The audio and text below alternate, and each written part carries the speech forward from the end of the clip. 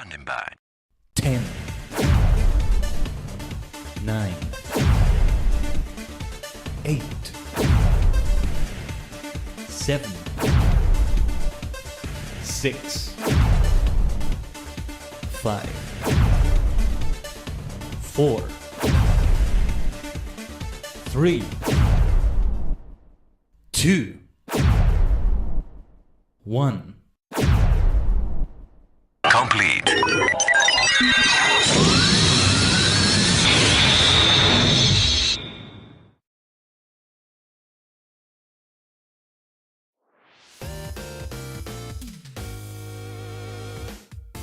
Konnichigen, Ohayo gozaimasu, is your favorite maniacal superstar, the multi-dimensional Tajigen Khaiden, a sentient star clustered in VTuber VSinger form.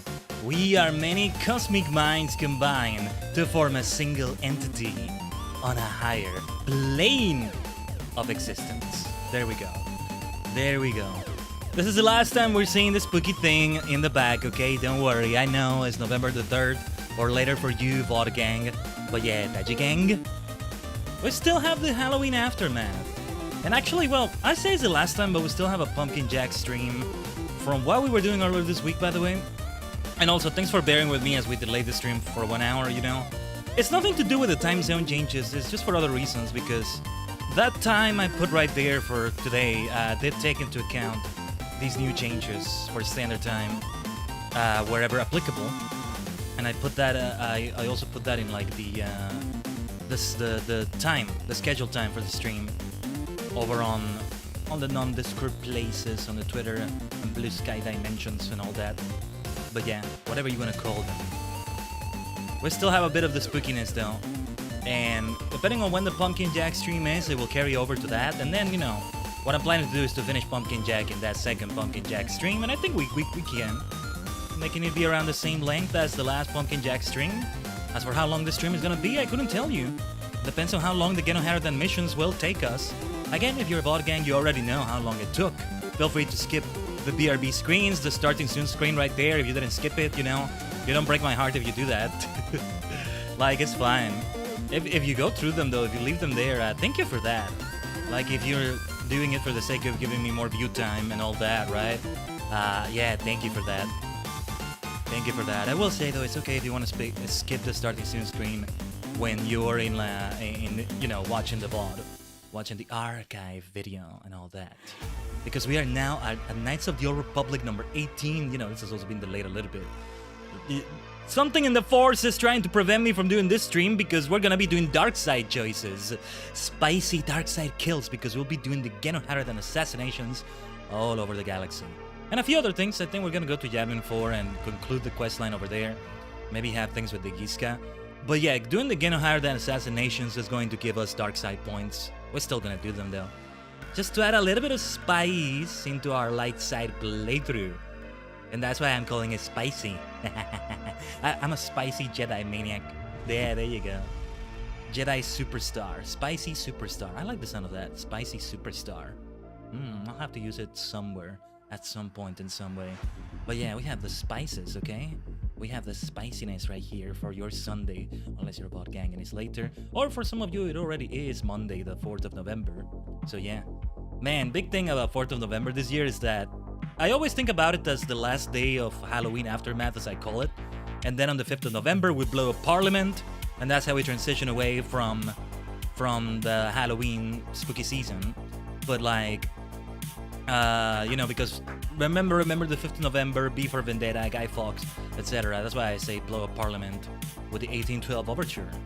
But here's the thing though, it's extending a bit further because of Pumpkin Jack still happening at some point next week. I'm shooting for Wednesday. That's probably what we're gonna do. It's gonna be the Wednesday stream. Yeah, I won't be able to do it on Tuesday, much less tomorrow. Tomorrow might not be bad, but yeah, no, not tomorrow. Wednesday seems like, you know, back to a Wednesday stream for that. We didn't have a Wednesday stream this past week because it was moved for Thursday for Halloween itself, you know, for Pumpkin Jack. And not just that, but like the following, I was gonna say, trying to combine the words even more with the pronunciation, but the following Fame Pass in Fall Guys extends all the way until November 7. which is Thursday, I think. So like they made it extend a little bit further. So it's like the entire first week of November is still spooky. It's like summer still went on and it's still gonna go on from the look of it. You know, beach, ocean vibes and all that. Feels like it went on beyond summer. Of course, Southern Hemisphere and all that, but like in general, speaking in general or speaking more from a Northern Hemisphere viewpoint, I don't know, that sort of thing. I always associate Halloween with fall. I always associate the December holidays with winter and cold and that lovely weather and snow and yeah. Wait, didn't I say snow already? Yeah, I'm already all over the place. I'm excited for what we're gonna do. This has been delayed for a bit. I'm excited for what we're gonna do with Knights of the Old Republic. But yeah, before I talk about that, the other thing I wanted to say about the 4th of November is that the 1.6 update for Stardew Valley comes out for consoles and mobile. And I bought Stardew Valley also on the Switch because I want to play it on handheld. And I'm not gonna get a whole Steam Deck just for that, not anytime soon. I gotta use that money instead for the PC upgrade saga. And it's not like I'm spending a lot of budget on the Switch version of Stardew Valley, right? It was worth it compared to what I would spend on a Steam Deck, right? But yeah, I wanted to wait until 1.6 was out because I started playing this year after 1.6 came out already. But from what I read, right, many quality of life changes, many great things come from the 1.6 version that I didn't realize. Pardon me if I'm not centered. I am looking at all of you, but you know how being a VTuber can be. Sometimes it doesn't make it look like I'm looking at you. There we are, with my hex maniacal eyes. But yeah, what was I saying about? No, yeah, I wanted to make sure 1.6 was out to get the quality of life I've been used to by being a new player of Stardew Valley this year. I mean, new player, but I've already done so many hours and over 6 months. It was the 30th of March. It was at the very end of March. I know because my first screenshots tell me that. And I'm sure I took the screenshots at the very start, like on the very first session we did. They're in the TSC Dimension, actually. So yeah. We also did a bit of Fall Guys in the TSC Dimension yesterday. I gotta grind like a special cosmetic, but that requires me to win 5 duos or squads games, and we couldn't get any duos or squads wins. We did get one nice first try knockout win though, so we were still goated. But I'll see if I can get those. But in the Fame Pass, we're in the 50s. We're well on our way to 70 with double experience, and I'll see if I can play maybe after the stream today if I have the time. But yeah, you know, with all those things, like, I think we're definitely gonna make it to 70 in the Fame Pass, and this is a Fame Pass that I'm very fond of. So I definitely want that. Also, I wanted to see 196.7 hours is what I have in Stardew Valley. It's safe to say we'll reach those 200 very soon. Feels like it's been more than that. Wow, look at that. 14 friends have played previously. That's actually quite impressive. I don't know if I've had any other game in which that many of my Steam friends have played it. That many of the people in my Steam friend list have played it. Let's see.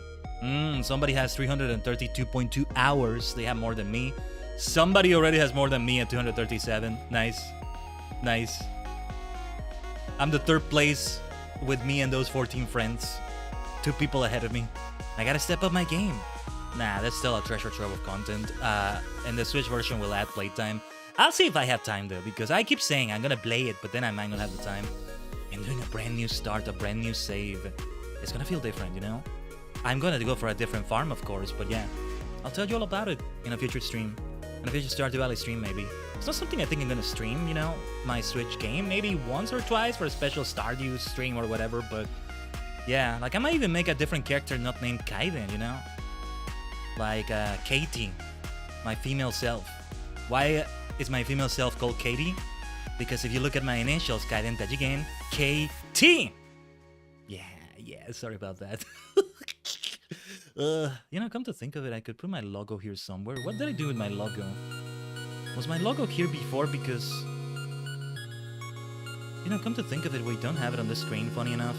Nah, it's okay, you'll be seeing it in the other screens. I have this pumpkin that I didn't use for the spooky season. This is an old one. Don't mind that. Well, whatever, I'll check it another time. It works like this with the spooky overlay. You know what I'm gonna end up doing? I'm gonna forget about removing Sinistee again and it's gonna remain there. As long as the Nintendo Pokemon ninjas don't come after me. Otherwise, I'm fine keeping it there, you know? My dear Sinistee. I'll have some more tea later. I had coffee before the stream. Coffee has been really funky lately for me. It's actually been doing a nice effect on me, which is actually rare. Like, it doesn't do a bad effect on me. It just doesn't do the effect it's meant to. That's what I mean when I say nice effect. I don't mean the opposite necessarily, but yeah. Or it doesn't do an effect. It was like 33.3% of the time it was it was doing its effect. 33.3% of the time. I think that's how you say it, right? Periodic 3, the one that's like an infinite number, kind of. Or no, 33% of the time it has the proper effect it's meant to have. Energies, waking up, even motivation, you know, and feeling energized, all of that associated with coffee. In the way it's associated with coffee. Let me see if I can recenter myself here. Hold on. Man, I feel so off-centered today. Like, I mean literally, like, I'm always getting off-centered as a 3D VTuber maniac I am in my main form, but today it feels even more so. And like, my eyes are not, feels like they're not looking in the right direction. Busy face. Anyway, 33% of the time it has no effect on me. 33% of the time it actually makes me sleepier. And then 1%, the remaining 1%, question mark, mysterious effect. That's the way it feels at least, but yeah. What was I saying? See, I'm already losing my train of thought. But yeah, no, the coffee has been nice lately. Don't think I'm sleeping on the tea though. We're still going for it. And of course, it's all still measured. I'm not overdoing it with theanine or caffeine or whatever. I'm already such a hyperactive maniac as it is, and I'm putting that on top of it. What is this madness, Khaiden? Why do you have to crank it up to 11 when it's already past 11? You're already at 11,000. You want to crank it up even more? Nah, but trust me, it does help. It does help me. And yeah, that's all I had to say about that, right? Going back to talking about Knights of the Old Republic. Number 18. We've already matched, pretty much, the amount of streams that we did for World of Final Fantasy. Let me double check, because 19 is one we did months later. We did it earlier this year on the anniversary of the first stream we did for World of Final Fantasy. And like... hold on. Let me just check it out. Because it was a few months ago. It's already been a few months. Time is passing by and passing by. Oh, those Nintendo Directs, man, they were also great. Can't wait for the next one. The Super Switch, the Switch 2. Everybody's just waiting for the bloody reveal. Who knows what the hell is going on with that? But I'm okay waiting longer anyway, because, you know, yeah, the end itself was number 18, but then we needed to get the actual, like, full ending, the best ending, which we did for stream number 19 of World of Final Fantasy, which was months later. Where is it? I can't find it. The Fall Guys stream. There it is, number 19, the true finale.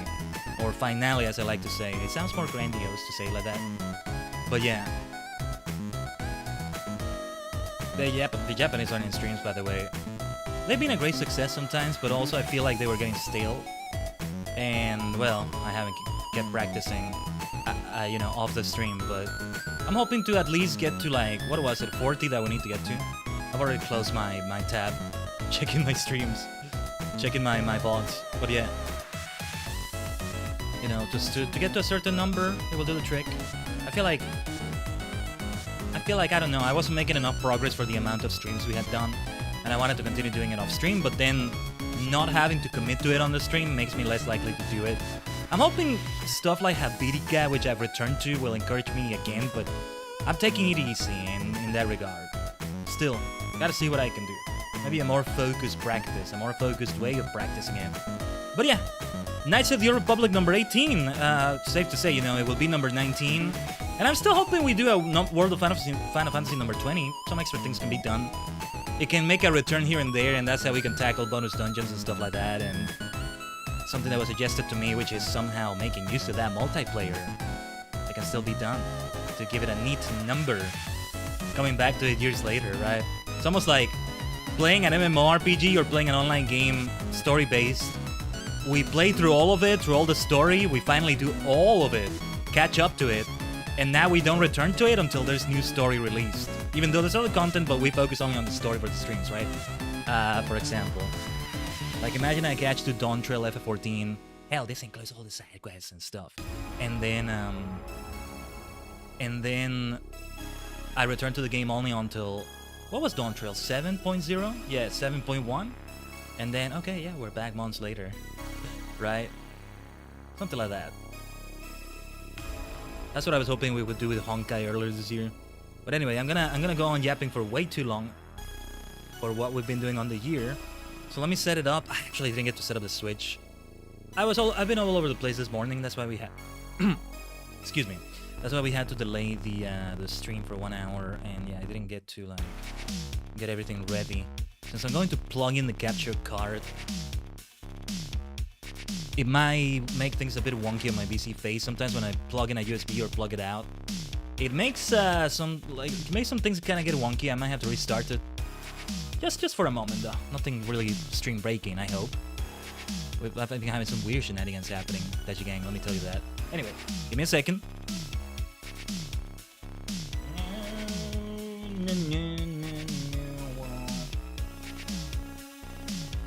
Let's go. Yeah. Look at what happened. Look at what happened. Oh, okay, wait.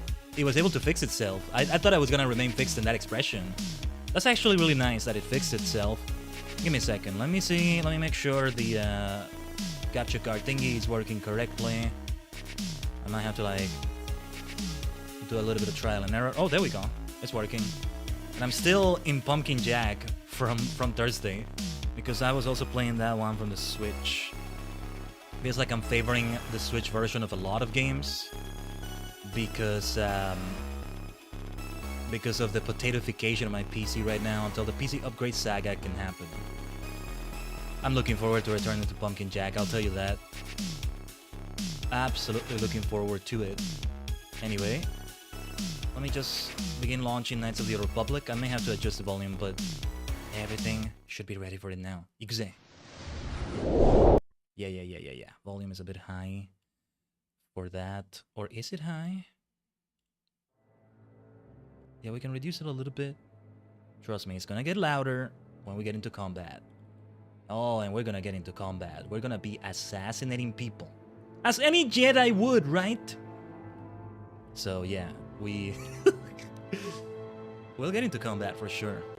There will be all sorts of ways. What the heck was that little drop in the audio? There will be all sorts of ways of assassinating them. Some of them may not directly involve combat, but yeah.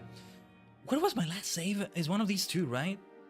Based on the time, which is all weird still. I don't know why it says I have over 200 hours in the game. But anyway. Yeah, one thing I kept saying I might do is Pasak off stream. Still haven't done that. No, I think when I'm finished with Jabbing 4, which is actually going to be very soon, let me recenter myself because I swear. And also, the witchy hat has been fun to wear, but I kept some spooky elements on the stream, but I won't be wearing it. I might wear it for the final Pumpkin Jack stream though. Or what I hope will be the final Pumpkin Jack stream. Not that I dislike the game, but we don't want to really overdo it with the Halloween aftermath. Well, I'm guessing it's this one. I don't even remember that I had Jolie and Juhani with me. That's because we've spent like a couple of weeks already without Knights of the Old Republic. It's good that we prioritized other things too, though. We were able to do the other major events we had. Pumpkin Jack Halloween. Halloween with a Lurin. I said that intentionally to make it rhyme. Said it like that intentionally. Oh, hello there. Wait a minute. I know you. Shouldn't you? Wait.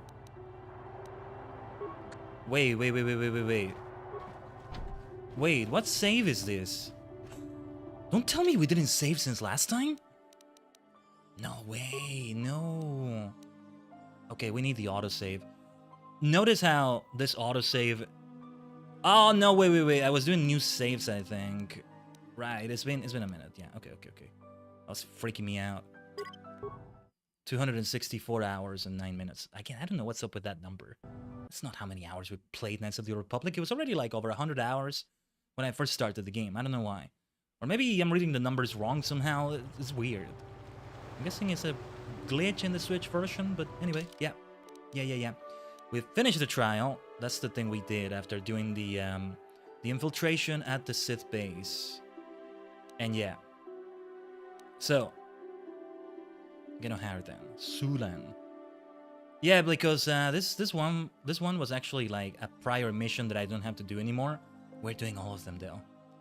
You should look for him on Dantooine near the noble estate. Sulan will probably be near his land speeder. Of course, you can mention this to no one, not that they would believe you anyway. My entire party knows already. We have our minds linked in a synaptic link. Or is it synaptic? I think it is. They know. They know. In a way, the Geno Haraden can never know that they know. That's the multidimensionality, don't you see? And that's why we'll still be able to remain on the light side despite this dark side spice being added on top of it all. Now, yes. By the way, is the audio okay? I'm sorry, I'm gonna make it be a bit of echo, but... By the way, is the audio okay? I'm sorry, I'm gonna make it be a bit of echo, but... Okay, I couldn't tell, but... You know, it gets really tricky for me setting up the audio with a capture card sometimes because... Yeah, okay, I think it's the way it should be. Because it could be sounding twice, and that's what I want to avoid. If you ever hear like the game audio sound kind of echoed, kind of like twice, let me know. Actually, hold on, let me test something. You can't hear it now, right? Yeah. Can you hear it now? You should be able to hear it now. But no, I think you couldn't. That's what kind of confounds me a little bit. Anyway, let's go on like this. You know, a streamer with scuff, especially a VTuber. Never heard of that. Never heard of it. Man, I'm just gonna be completely off-center today, aren't I? I even have half a mind to restart BC Face. Anyway, gonna have them Vorn. So we go to Dantooine, we go to Tatooine. Vorn's a soldier or companion. Wait a minute. Oh, it's like a Morian named Vorn Dasrat. Okay, no, it's somebody new.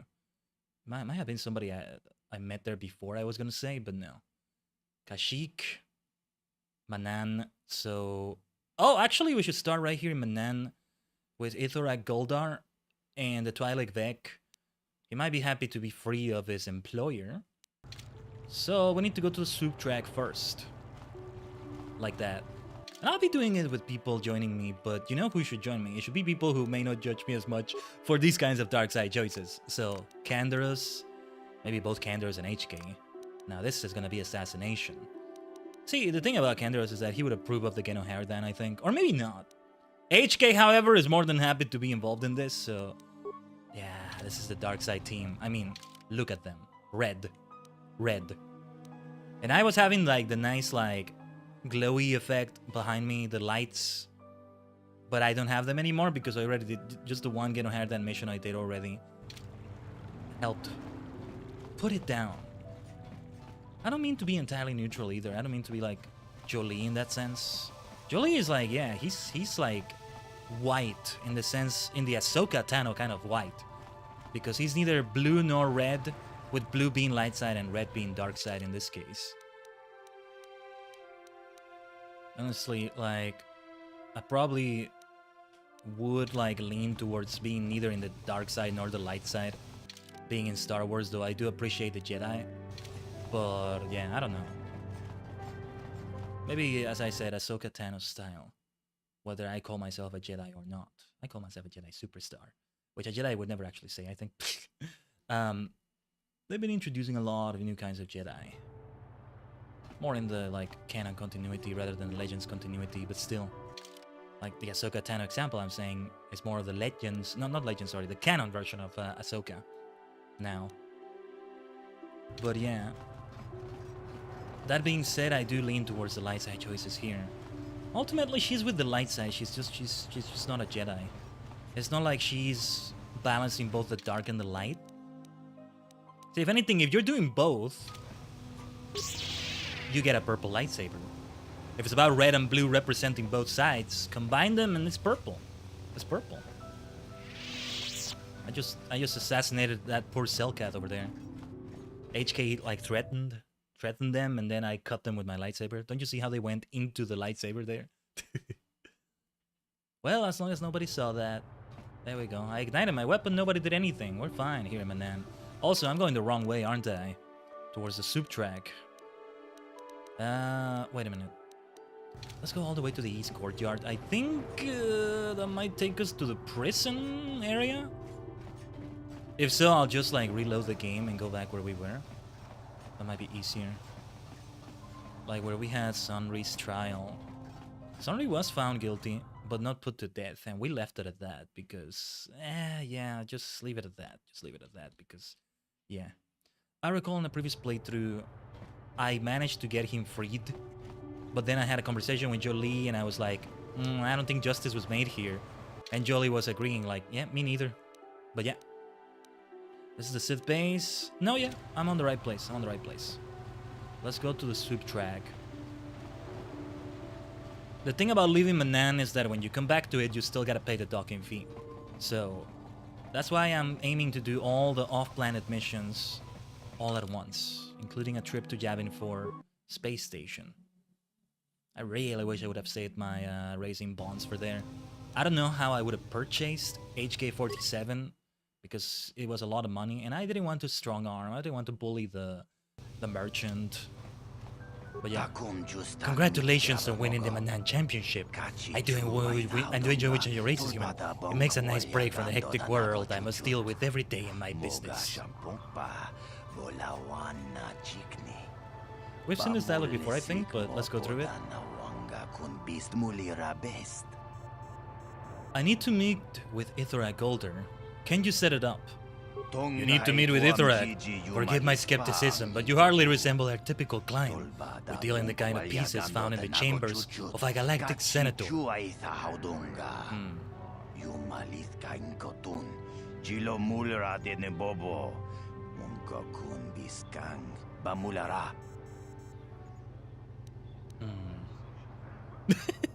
Unless you want the banana tortoise to find your body floating in the ocean. I gotta go for regular persuasion. I represent an anonymous buyer from Coruscant. Yes, you do have that look about you. The air of one who serves the rich and powerful. Servile, fawning. A look I have seen in my own mirror far too often. Poor Ithrak. I mean, poor Vec, this person. Very well, I'll set up a meeting with my boss. The Sith permit Ithrak to conduct his private business in their non-secure hangar. Go to the docking base and we will meet you there.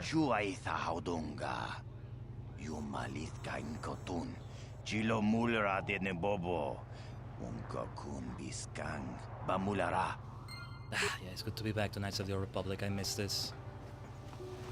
And yeah, I'm trying to also polish my voice acting chops. And I say chops as if I've had a lot of experience, the way I phrased it. Polish? It's more like... it's more like I'm starting with it. But I feel like I've done a lot of experience from the many streams I've done. That definitely gives you experience in voice work. If you keep improving your skills at it. If you do it the way I do, which is mostly based on entertainment and being a very heavy yapper VTuber. Now, you may argue, every streamer, VTuber or not, that wants to be an entertainer streamer, you know, not like esports or maybe educational, though educational is arguable the same here, but every one of those kinds of streamers has to yap a lot, but I think I take it further than that. And I'm one of those, like, streamers that take it to an even further degree of yapping, you know?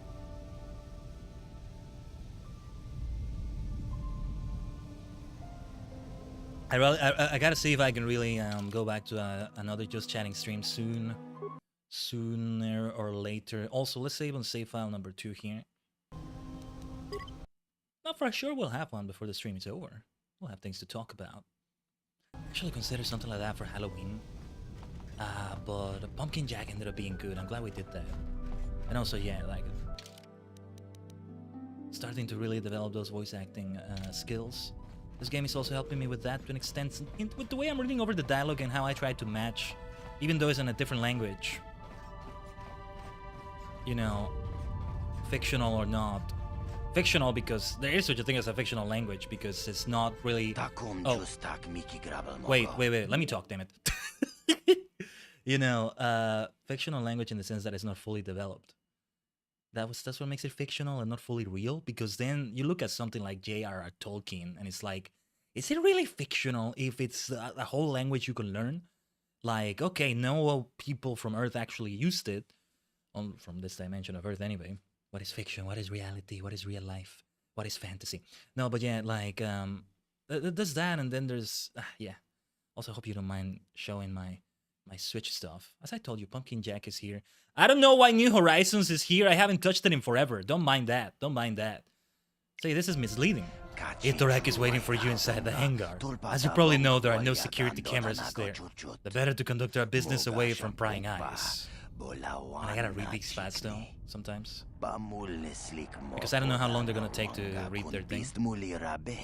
However, before we go in, I'll point out this rather large assault droid standing beside me. I and the droid will both accompany you in to say Itorak, just to make sure there is no trouble.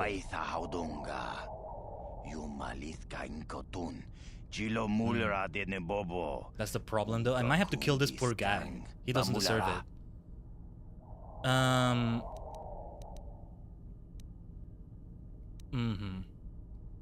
Because I have to persuade him not to go in. I don't know if there's any way I can properly do that, but did I do save number 2? We did it, right?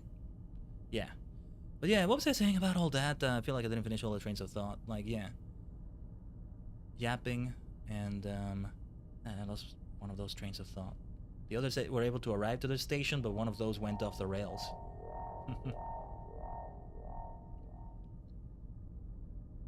But no, yeah, I just yap a lot.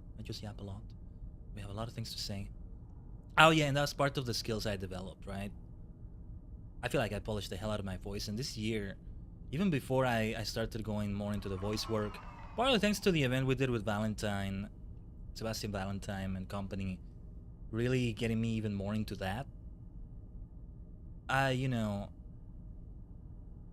and you know what we were doing in FF14 a couple of days ago also reminded me of that so much, because we encountered 3 characters that my earliest memory, this makes it sound like I've been playing, it's like I've been streaming F14 for over 10 years or something, but my earliest memory of finally starting to read the dialogue in F14 more in that way.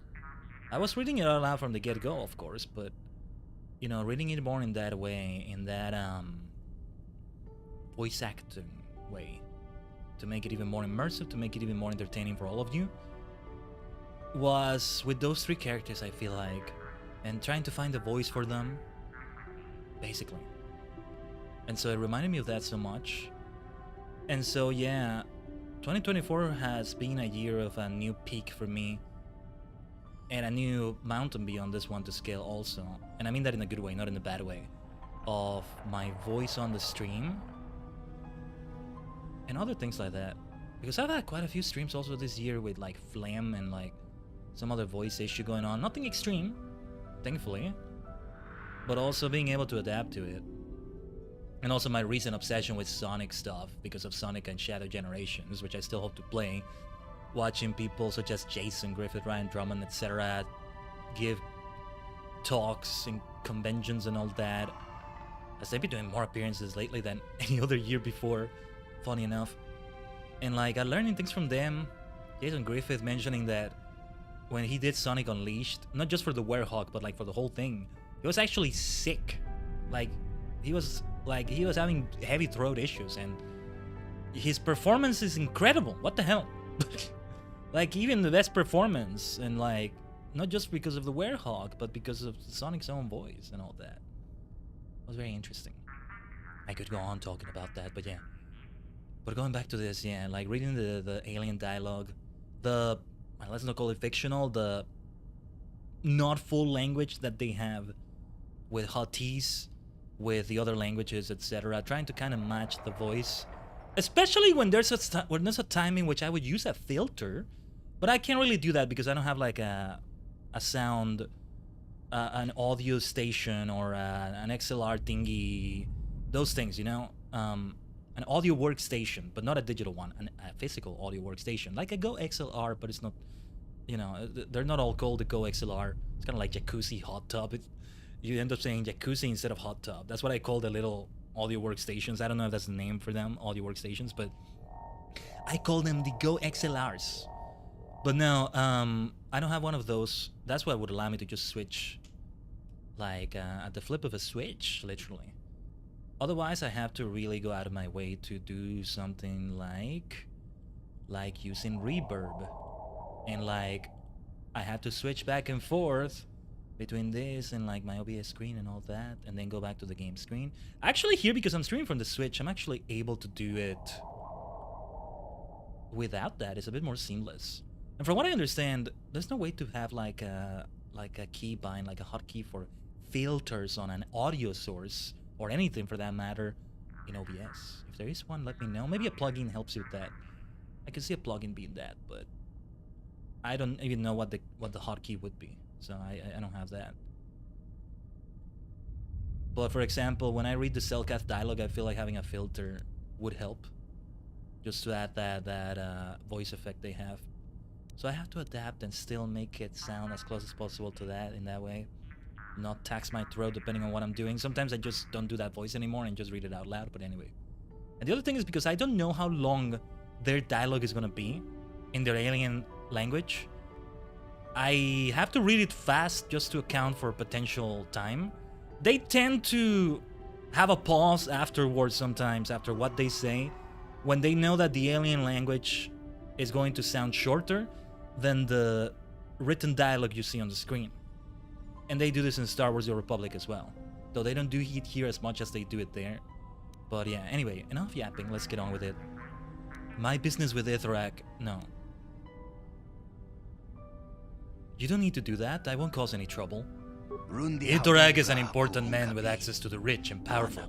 He is not about to let himself become an easy target for a kidnapping or an assassination.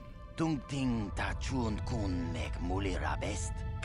you meet Ithrak, I and the other droid will both be there. It is my job to protect my employer, and I intend to do that regardless of my personal feelings toward him. Personal feelings? Do you mean you don't like Ithrak? Ithrak can be as temperamental as his clients. Combine that with his arrogance and the way he treats his underlings, and you can understand why I might soon consider seeking other employment.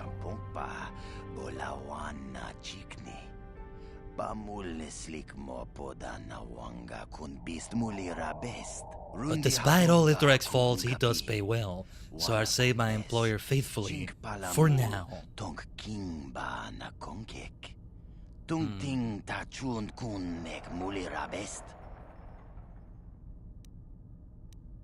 I think I want to try force persuading him. I was gonna give him credits, but 500 credits, no way that's gonna be enough. Force persuasion though, I think should be the thing we go for. You should quit on him right now. Leave and find another job. You're right.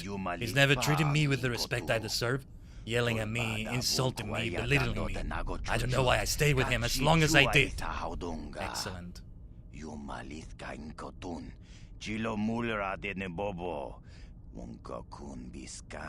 Ithrak never appreciated me while I was around, so let's see how he likes dealing with you alone.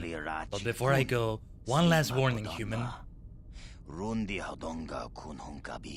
Whatever you plan for Ithrak is, be careful.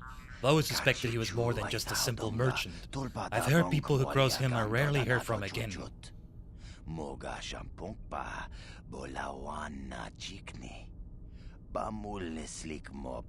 He might be a force user.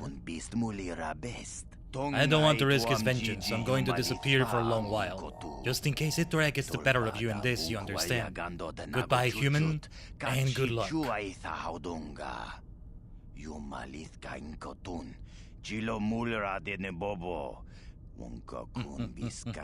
Good luck to you too. I like how he has realized that I have ill intent for Ithrak. I think the droid is still going in though. I don't see that not going in. If we could leave the droid here, can we hack it? I don't think we can slice the security on it while it's still active. I don't think we've ever like hacked a droid that's not, you know, inactive. Oh, wait. Now that he's gone, there isn't doing much of anything. As for Vex commands, we can reprogram the droid. Ooh, okay. Wait. Program the droid to attack Ithrak, rig the droid with a frag mine, and program it to approach Ithrak and detonate. That would be better. As deadly payload in place, the droid marches towards Ithrak. Oh, here we go. Hold on. I didn't think it would do it right away. Is it gonna work though? I don't know if this is gonna work. This is gonna be so funny. But it's better this way. What is this? What's going on here? Oh. Uh-oh. We're gonna kill that Selkath instead. You idiot. You shouldn't have gotten involved. Wait, that's not Ithorak, is it?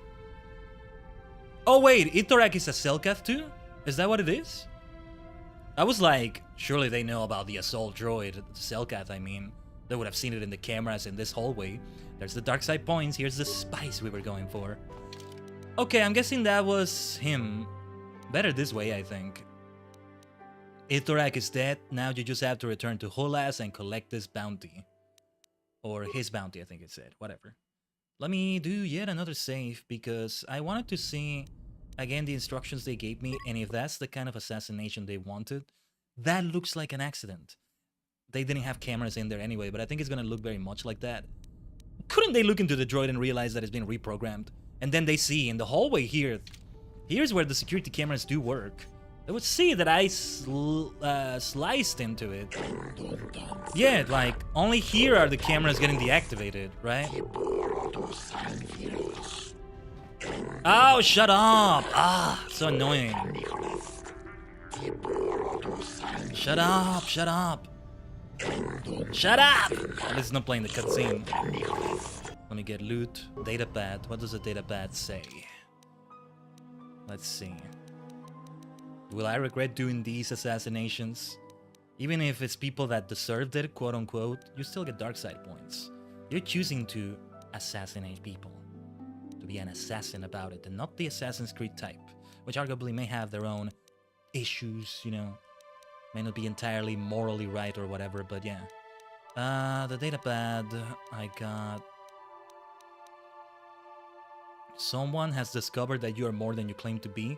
Watch your back because you know Vec is too incompetent to watch it for you. Who said this? You know what I'm starting to think? Maybe I did this before and this is more than speculation, but I think these people we're assassinating are with the Geno Haradan themselves. And we're just killing all the members of the Geno Haradan who are proved not worthy anymore. I don't know. I don't know. I don't know what's making me suspect this, but yeah. Nothing else to be done around here, right? Bye-bye. Rest in peace, bozo. I think that might be the plot twist and also why we get dark side points. It turns out that these people weren't the bad people they were said to be, maybe. I don't know. We managed to persuade Ithorak to, not Ithorak, Vec, to leave this alone. Also, let's delete a save file, because even when you overwrite another one, it goes into the space limitations they give you. We can delete this one. Number 12 as well.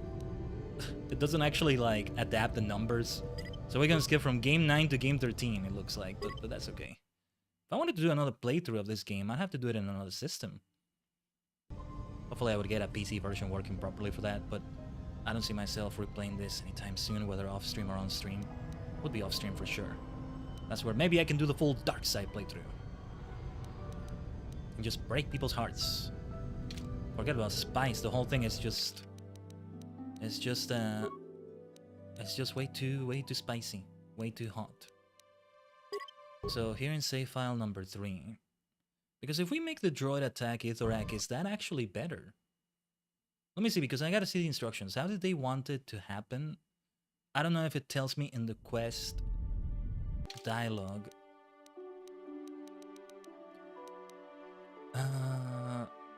Well, okay.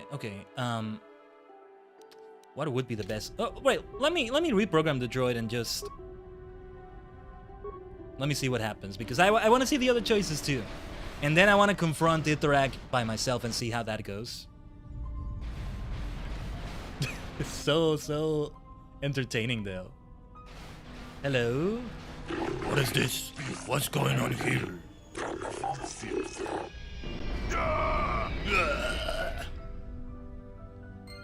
I mean, will that look even less suspicious? That's gonna look even more suspicious. I don't know.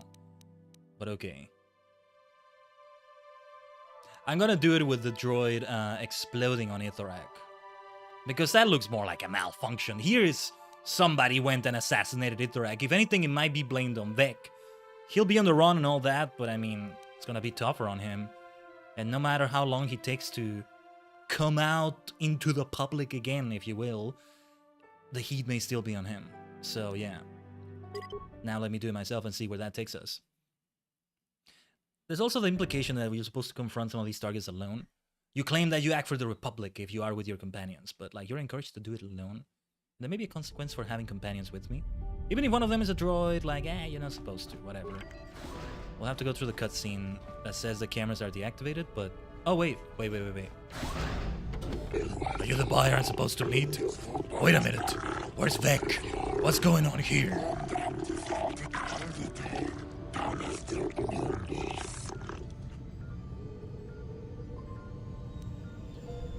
Vec didn't want to be around when I gutted you, Ithrak. I knew I couldn't trust that Twi'lek. Some security advisor.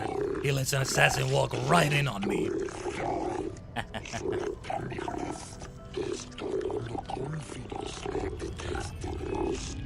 Vec's going to pay for this betrayal after I'm done taking care of you. There's a dark side point.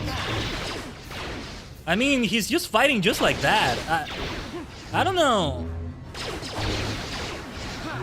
We seem to be slicing through him. He's not doing a lot of damage, but... I mean, I don't know. They kept saying he's maybe more than just a Cellcath or whatever it was, but... What? Didn't seem to be that impressive, maybe. You get even more dark side points if you do it like this, but... And I'm guessing I would get even more, of course, if I go in and don't convince Vec. Maybe not even try to attempt to convince Vec to run away. And I kill him too. But yeah. The right way to do it is to have the droid explode. And since we're here on Manan... See, I don't want to turn it into Hulas. I just want to turn everything in at once. That's going to feel much better. Nevertheless, we'll keep doing a separate save from save file 4 from now on. We'll keep getting our rewards, but we can keep it going like this. Eventually, I still want to buy some new equipment. You still get credits as a reward, right? I know they're gonna give me a bunch of weapons. Some of them I may not even use, like at all, but yeah. We're going back to every single planet before this. I appreciate that they didn't give me anything for Korriban. They might give it to me later, but we'll have to leave that for later because we're not visiting Korriban yet. I'm only going to visit Korriban after we completed the Manan storyline. So yeah, we're not even gonna talk to companions here. We're just gonna go on immediately for those next missions. Let's save on save file number 1. I think it's okay. How is my my alignment looking? Whoa, feels like it's really lowering me towards the dark side. I might be in the middle, or I might even be in the red by the time I finish with all of these. We're gonna do, what is it, 4 more assassinations? I'll still do some light side choices after this though, so hopefully they help too. But 1, 2, 3 more. So yeah, where should we go first? So notice how in the thumbnail I used the cockpit, the piloting thing on the ship, right? Or not the piloting thing, the thing where you shoot people in space combat, right? Since we're gonna be traveling from planet to planet, we might indeed get into space combat, so we might see that screen, just like we thought. Why don't we go to? Tell you what, I'm gonna roll a die. I'm gonna roll it off screen. Yeah. It should be a D6 because it's 3 choices. 1 and 4, Kashyyyk. 2 and 5, Tatooine.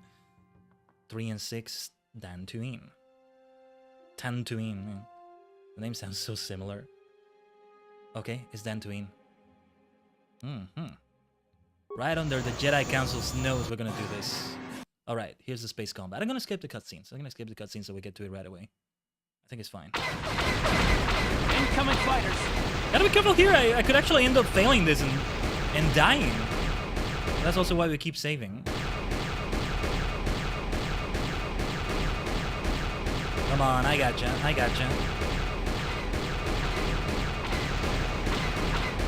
got your number. Only 1 more left. Where are you? That solar flare makes it difficult. There you are. Die like that. Shine!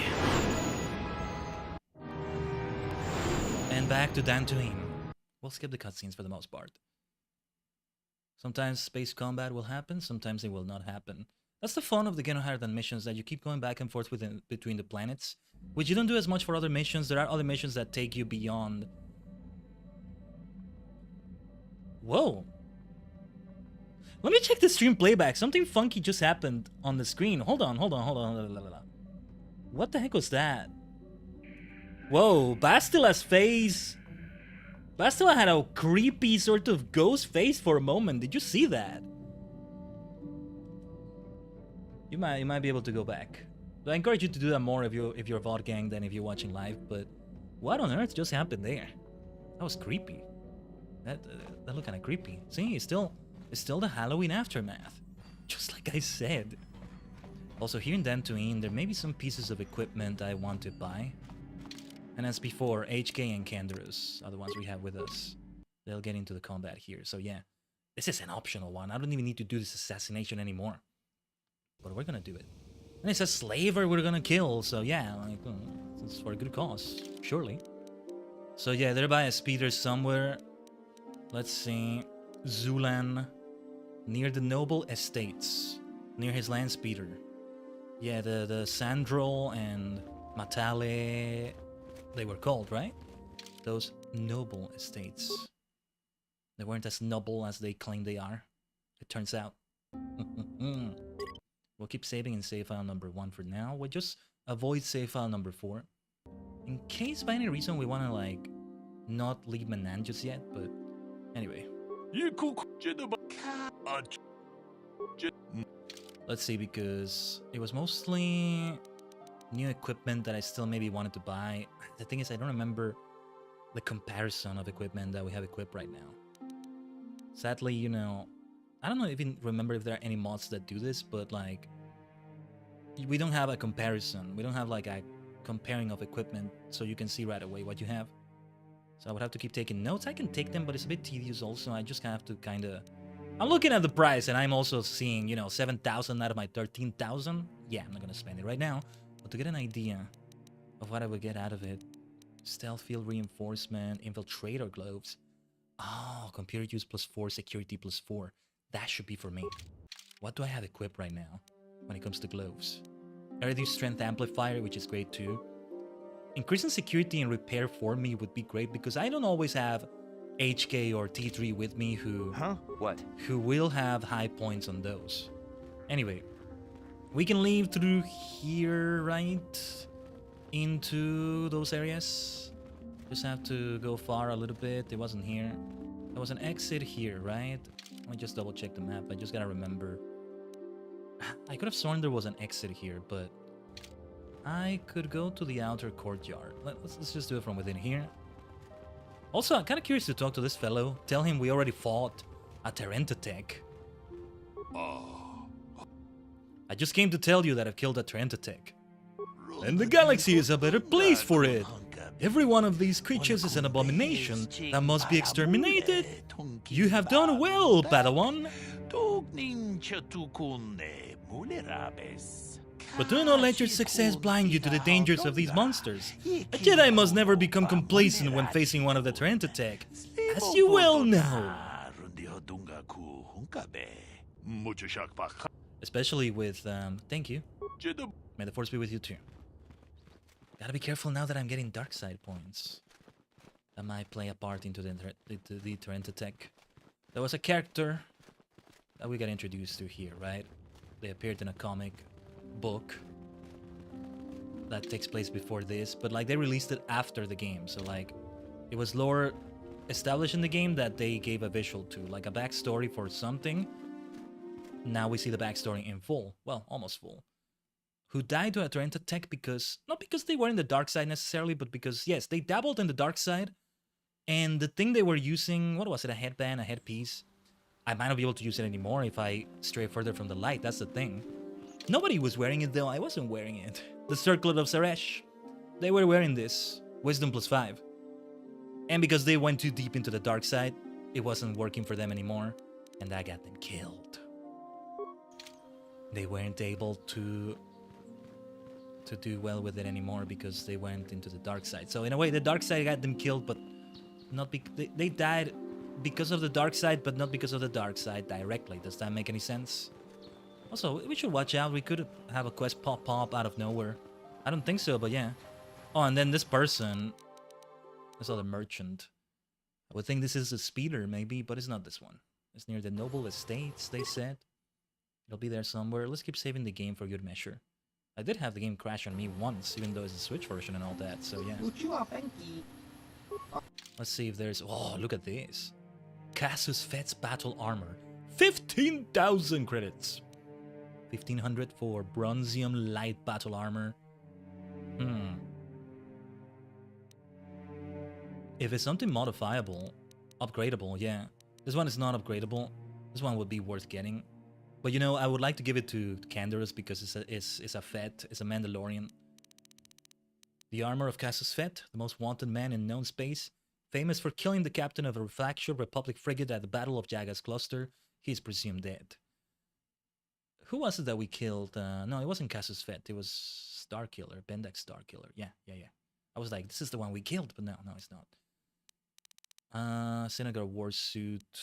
I don't think I'm getting this one. If it's not upgradable, then it's not worth replacing what I have equipped right now. We can do better than what I have equipped right now, the Echani Battle Armor or whatever it was, but some of these grenades may actually be a good idea. Adhesive grenade, maybe? How many do I have? Plasma grenades are the ones I need more of, that I'm running out of. Frag grenades don't really do much now. It's still good to use, maybe. 4 frag grenades. 3 poison grenades, they could be great too. Sonic grenades, yeah, plasma grenade. They're more expensive though. 5 ion grenades, cryoban grenades, yeah. Nah, we're fine. Ion grenade maybe, but nah. Concussion grenade maybe, but nah. Well, yeah, no, we don't need it. Let's not overdo it with buying things. Now then, the quickest way to the Noble Estates... Well, let's just take the first path south we see. I wonder if you go for a dark side choice of killing Juhani or getting her out of there but in a dark side kind of way. Do you still have all the previous enemies as before? And yeah, metallic grounds is what it says here. So let's see if we find our assassination target here somewhere. We have to see if we can find a good way to kill them without getting into direct combat, because then the eyes, the walls have eyes and ears somewhere, even in a wide open area like this. If anything, the fact that it's so wide open makes it more likely that somebody will witness it. And it will be a bit harder to justify. Some Jedi nearby will sense what I'm doing.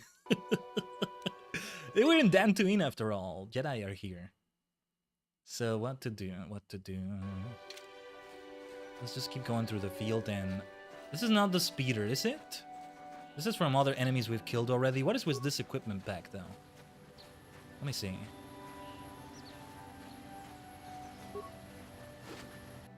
Yeah, nothing is here. Sometimes some containers remain even if they're empty. Sometimes they despawn after you took their thing, but yeah, some of them just remain. There probably are some mods that make it better in terms of quality of life by removing them, because it's just distracting. It's just useless. Time wasting to just have them there. I guess you can put an item in there, but what use do we have for that in this case? They introduce that mechanic to you by having some situations in which, like with the Krayt Dragon, right, I think, or the Rancor, or both of them, where you would have to put something into a container for... Oh, okay, this is it. You know, to do the thing you need to do. Now, this assassination of Zulan, I think that's the way you say it. Zulan, I don't know. Yeah, this assassination of this person. Let's see what the best way to do it is. We just plant explosives on the speeder. Yeah, literally what I was saying right now, I think, is the way to do it, maybe? The speeder of Zulan Centaur, the Grand Slaver. Zulan himself is nowhere in sight. Just a good old explosive on the vehicle, huh? Set fragmentation mine on the speeder. Slice into the speeder and activate its alarm system. Well, I want the mine, of course. Why would I want the alarm? So that I can kill him myself. But yeah, we don't want to do that. You set the fragmentation mine, then move far enough away so that you won't get caught in the blast when Zulan shows up. The problem is, somebody else could get killed. That's why maybe we want the alarm. Yeah, let's go, HK. Canderous. Yeah, time to kill you, you slaver scum. Yeah, and then there's the droids. That's all there is to it. What is up with this Matali making business with the slaver? Huh? See? Not so noble after all. But I don't know, we'll see what happens. I get the feeling he might be able to detect it. Rest in peace, bozo. Rip, bozo. Dark side points gained. There it is. Let's do save file number 2 for this. I want to see what happens if we activate the alarm. I think it means if you want to have combat, then do the combat yourself. Which just maybe gives you more dark side points or just gives you the fun of having the combat. But maybe something else, I don't know. We make it look like something different, right? Aren't there some security cameras here somewhere from the Metalis? They know me, I could persuade them. Even if I get more dark side points, I would do it. I can tell them, hey, you saw nothing, okay? You will tell nobody of this. Whether it's the Jedi Council, the Republic, you will do well not to say anything. I know your secrets. Let's see what comes of this, though. That should be amusing. The spirit's alarm begins to ring out. If Zulan's anywhere nearby, he'll come running.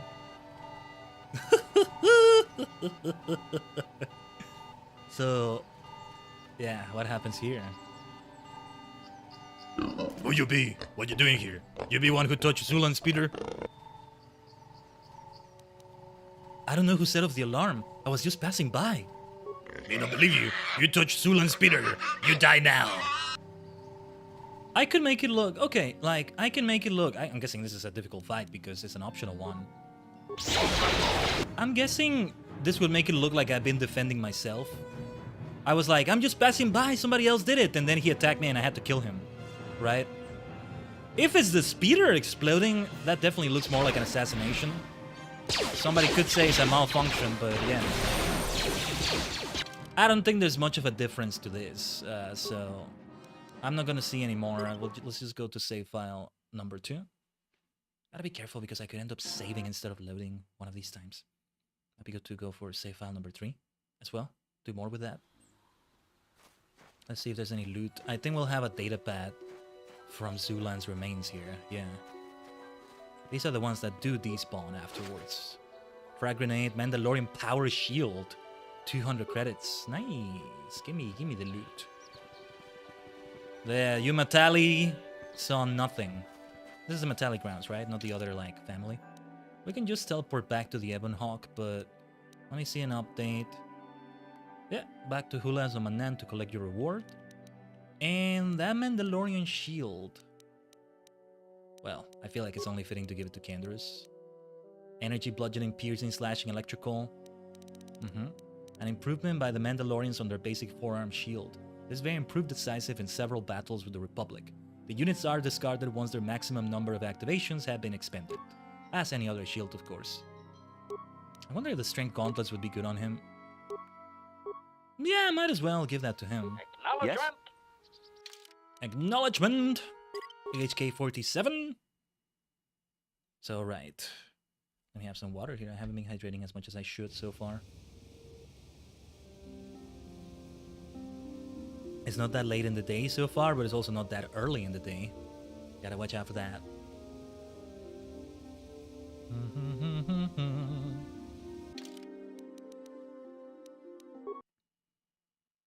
So now, just to be on the safe side, I'll do save file number 3. Let's be safe by doing a save. There you go. There you go. Saved. Literally saved. There you go. But what was I gonna say? Next is either Kashyyyk or Tatooine, right? You know what? Let's just do Tatooine next. Let's just do them in the order of the planets. Why not? Or actually, it's fun to roll a dice, so alright. Odd numbers. It's off screen, you're not seeing it, but why would I lie about this, right? This is just for fun. Odd numbers, Kashyyyk. Even numbers, Tatooine. This is a D6 I'm rolling. Odd numbers. That's a number 1. Thank goodness it's not like a nat 1. You know, I'm not rolling for damage or something. Or initiative or saving or... It's Kashyyyk. I said Kashyyyk, right? For odd numbers. Forgive my ADHD scattered brain. I can forget something right after I said it. Anyway, Kashyyyk then. This will be in that order. Back to space combat. Bring it on. Makes it more fun too. Let's go. Makes us live up more to the thumbnail. Incoming fighters. Makes the thumbnail for this stream be even more appropriate, you see? Because this screen is what we use for the thumbnail. Or the background, anyway.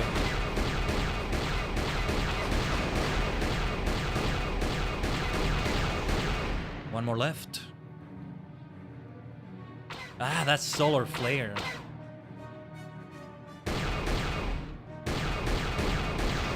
Nice, nice distant shot right there. What do you call it in basketball when you like throw the basketball all the way from the middle of the court and it lands, it goes into the basket? There was a name for it. Slam dunk? No, that's the opposite of that, I think. Well, anyway, that's what that was. What did you call that? I forget. Well, anyway. I played basketball video games before. I knew. I don't really know much about basketball, so that knowledge will come from those video games.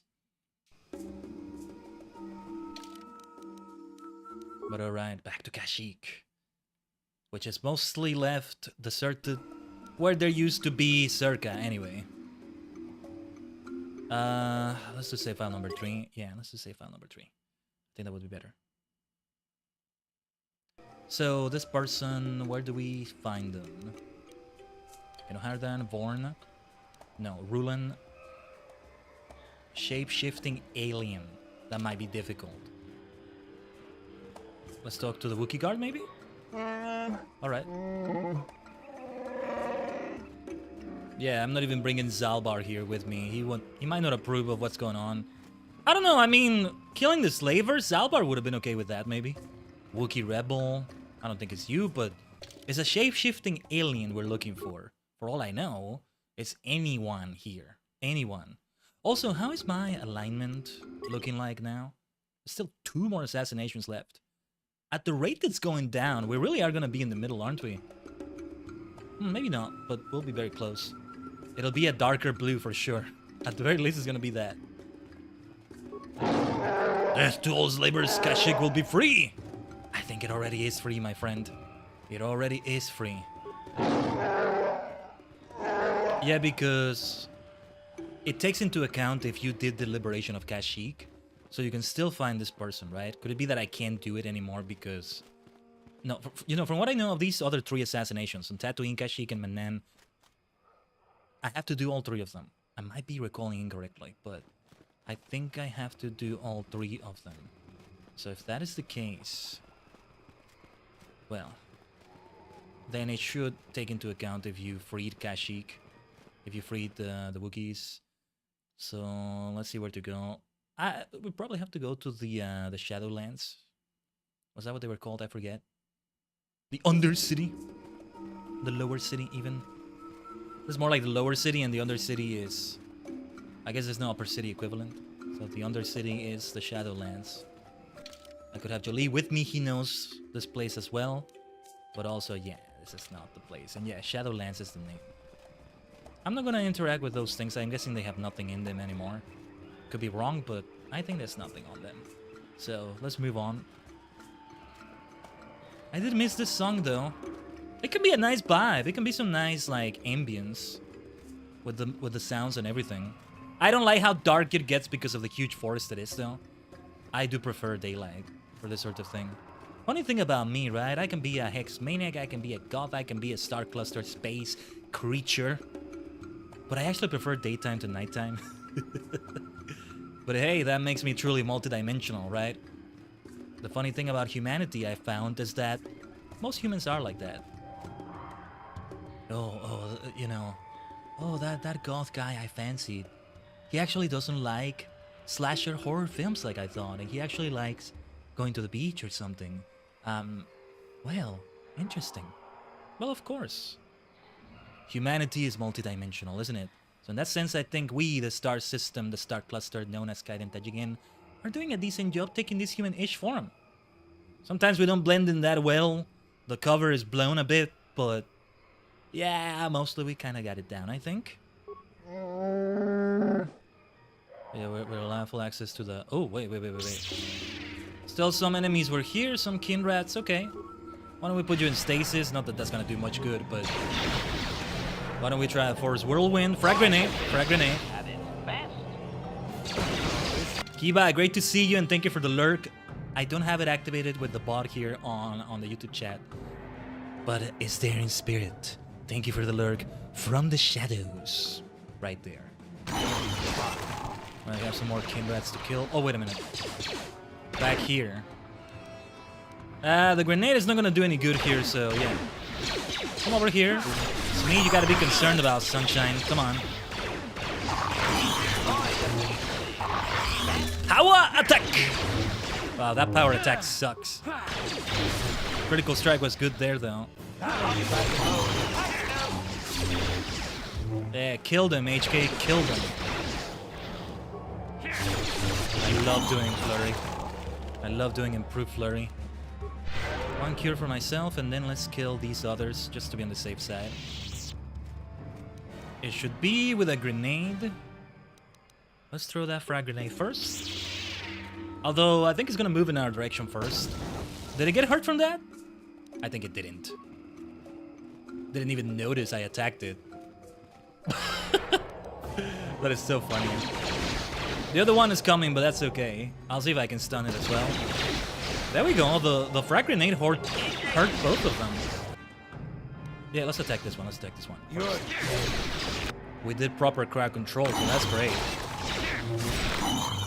Away with you, away with you. Alright. Because, yeah, we did want to go towards the Shadowlands. Hopefully I'm not wasting my time there. If we are, we'll just reload here to get right back. I can see this assassination target being in the village. Whatever dialogue I got from Hulas about this mission, I don't remember by now. Because even before we were like a couple weeks without KOTOR, we also were focusing on the Sun retrial and the infiltration of the Sith base for a couple streams. Or just one, so... The time... Because originally I was gonna do these things first, but yeah. So yeah, doing the Genoharden missions is coming only until now. Save file 3. Let's continue with save file 3. Let me have some Wota here.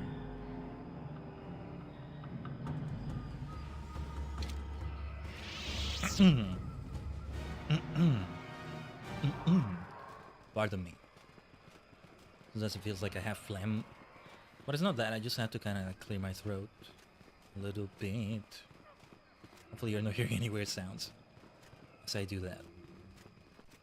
Perhaps leaning more into the ASMR voice. Or sort of smooth narrator, voice-over voice. Voice-over voice, that sounds kind of redundant to say. Anyway, let's go down. We can skip the cutscene. Yeah, we can skip the cutscene.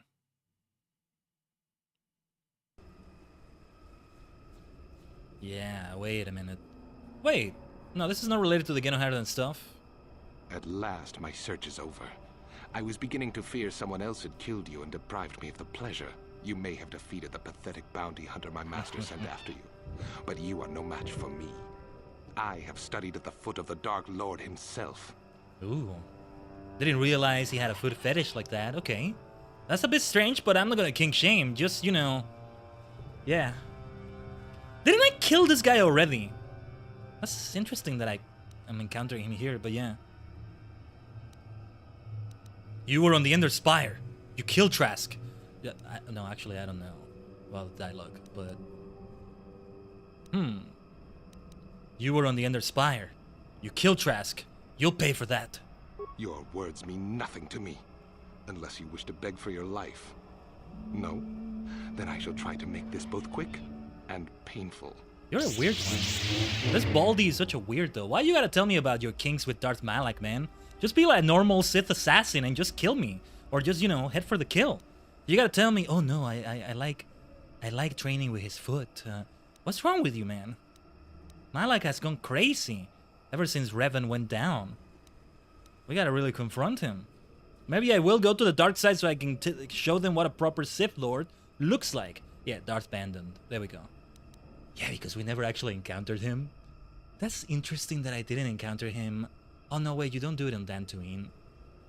It could have happened on Manan. That's strange. That's strange. I feel like the interaction should have happened, but Okay, let's have it happen here in Kashyyyk. It can happen on any of the planets, but only on certain parts. If I had gone to Tatooine first, so yeah, it's only fate. The dice never lie. It's only fate that I did it in Kashyyyk here, because otherwise it would have been kind of funny. I faced both Kalo and this guy. Is it Kalo? It's Kalo Nord, right? Anyway, Kalo Nord on Tatooine. I faced them both there.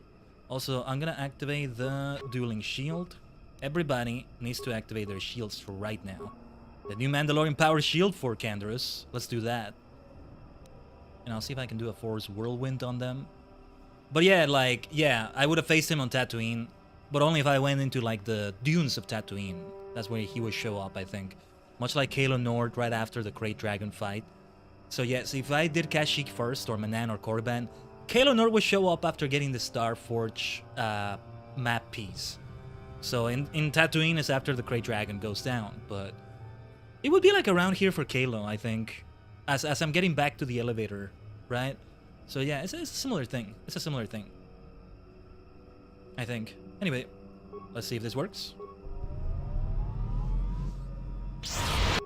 Yeah, they're gonna be able to have a good save throw for this, I imagine. It's gonna be a tough fight. I imagine it will be a tough one. Let's see if we can Force Whirlwind you. Continues to save throw, that's okay. There we go. At least Force Whirlwind helps in that way. Let's try and improve Flurry then. Oh, you know, we should have taken some Battle Steel Lance actually. But one of them is down already, so that's good. Darth Bandon is just goofing around from the look of it. What are you doing, man? Yeah, he's definitely gonna resist that. Worth a shot, though. Save through. Okay, let's try stasis. Let's keep trying stasis. Maybe not. Maybe not. Maybe that's not needed anymore. I'll try a Force Whirlwind maybe, but let's try for improved flurries. Oh, here comes the big dark side move. Look at that. Flurry, flurry, flurry. Flurry. I got some negative effect on me. That's what that is. Save for me! That is not a negative effect right there. You give me a nice purple, cool-looking glow like that, that's gonna power me up, Darth Bandon. You idiot. You've actually powered me up.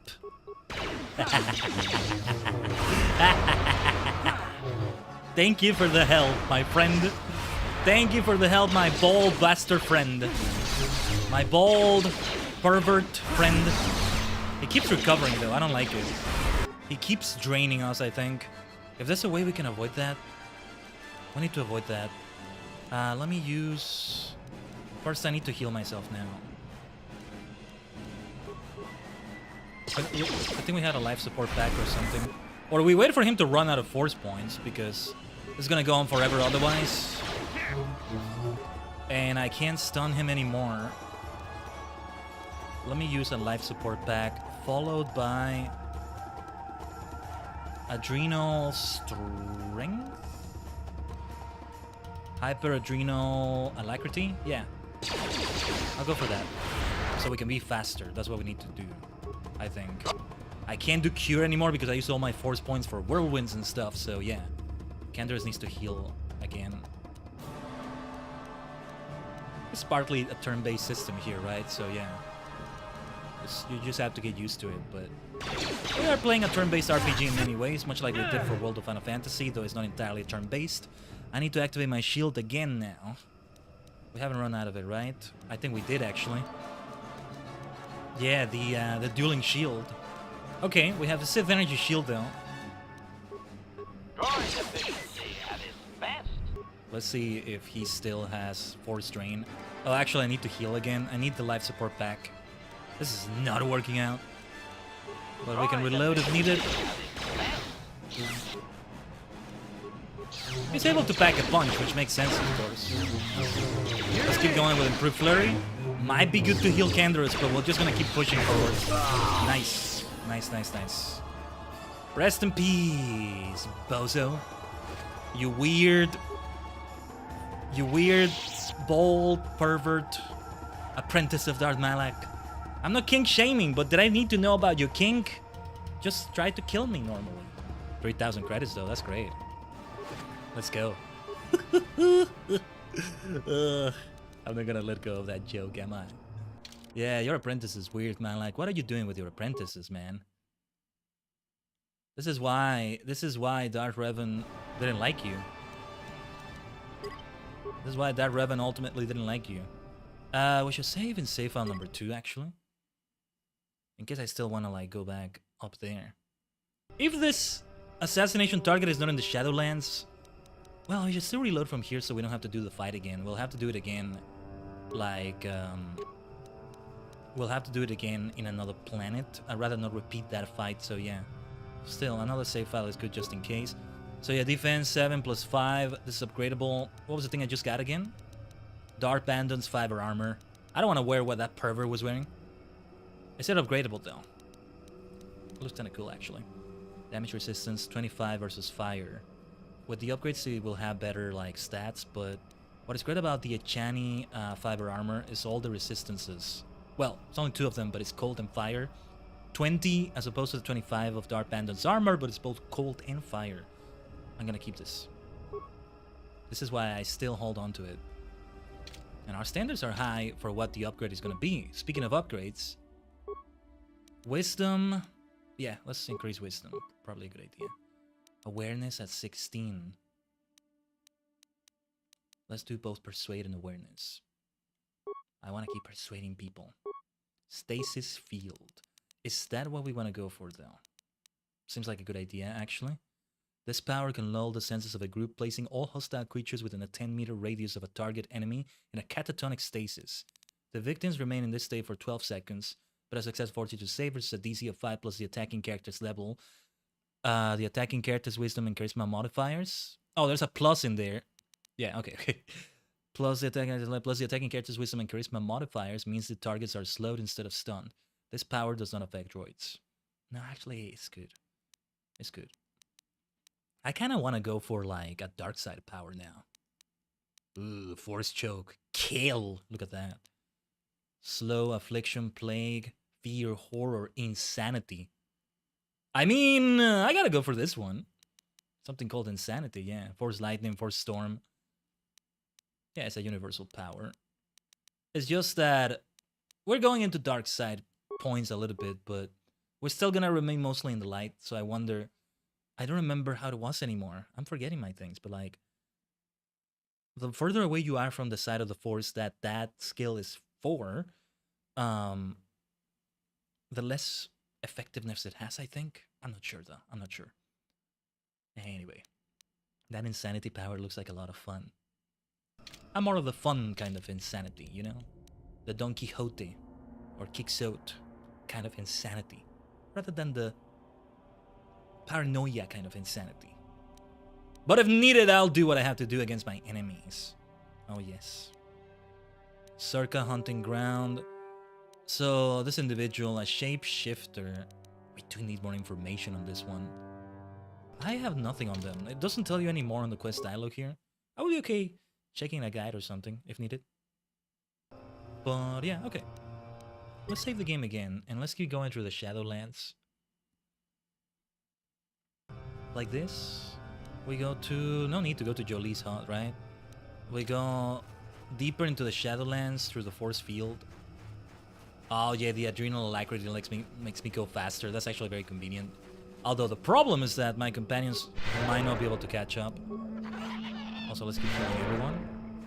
We'll want Candaros to be healed at least.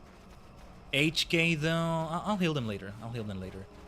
And yet Tax, I can get their clans for the Teresian Ale from here, but I don't want to kill them.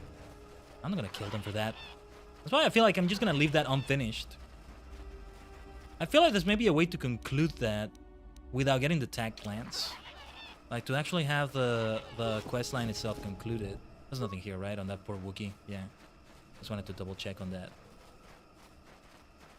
So, moving on. Let's keep going forward.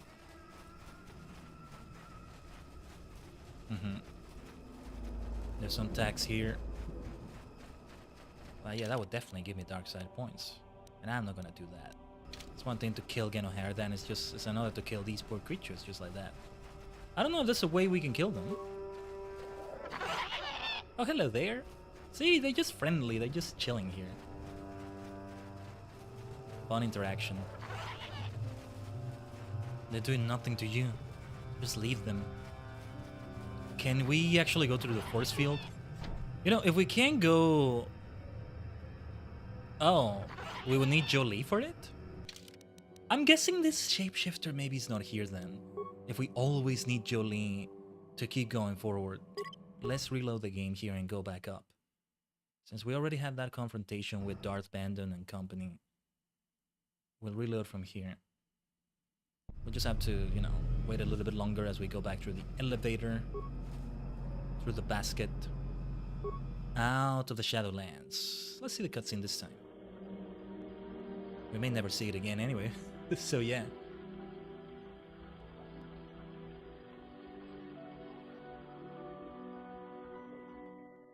It's like some of the cutscenes of leaving a planet or arriving to it, we may never see them again. This might be my last visit to Kashyyyk. Might be. But yeah. So yeah, we gotta go towards the village. I'm guessing the alien is there somewhere, maybe?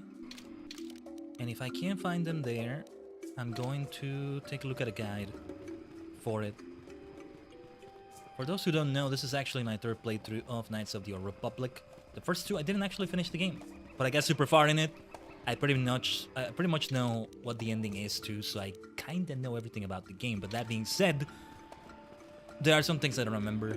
My memory being what it is. My smooth brain being what it is.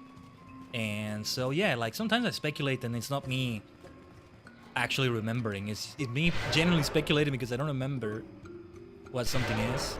But something may come from a memory. I am gonna try to avoid spoilers for something we're not at yet though.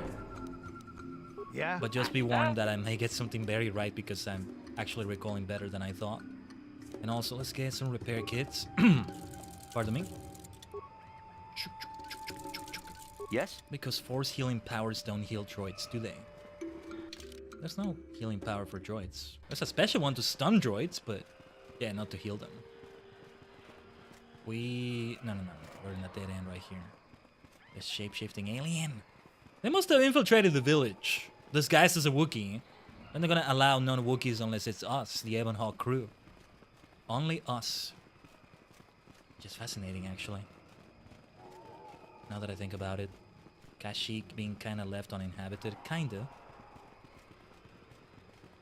Like this.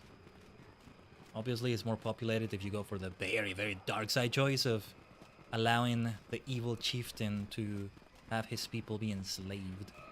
That's another dark side choice you can do without allowing that. That's the beauty of it. When it comes to the light side choices, though, I don't know if there's that much variety with them. But to be fair, what could be done to add variety, right? For the story. Star Wars: The Republic. Ah, that's a bit more complex, maybe. But maybe I'm recalling incorrectly. I think there might be more variety than I think. So yeah, Rokroro village, if I'm reading it right, because I keep mispronouncing it, I think. Kashyyyk! You also have a potato-potato situation with the planet, right? Have you seen a shapeshifter? No?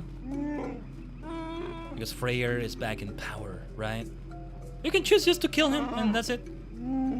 Hell, you can even choose to leave Salbar here, I think, but I never even tried to do that choice, so I'm not sure. I might be wrong about that.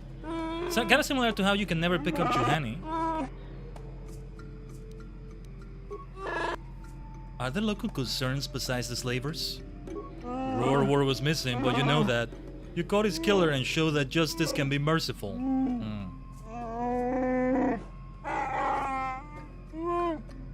Farewell. Goodbye then. Thank you. Yeah, because this is about the target we have to assassinate. Here somewhere. You know, did I save over save file 2 already? Because I might want to return back there instead. Or we could teleport back to the Ebon Hawk. I'll keep saving over save file number 2 then, that's okay. We'll just do it like this.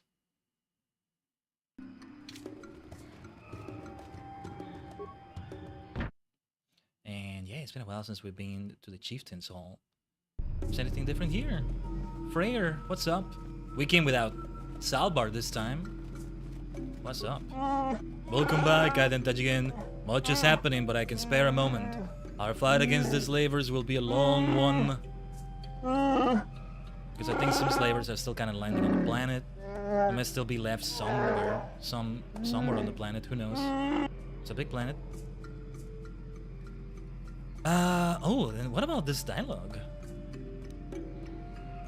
I encountered some Mandalorian hunters in the Shadowlands. I am surprised that such a thing escaped my attention. Was their camouflage so great, or was I simply too struck by grief to see anything?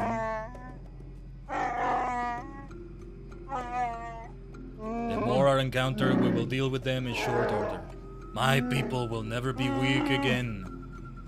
I saw a strange computer in the Shadowlands. Yes, I remember seeing it during my exile. It wouldn't do much for me. I imagine it's some circa cast-off.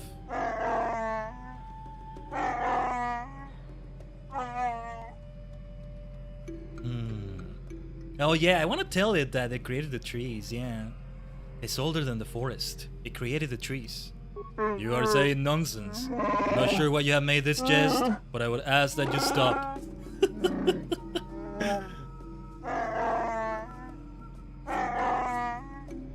These are difficult times.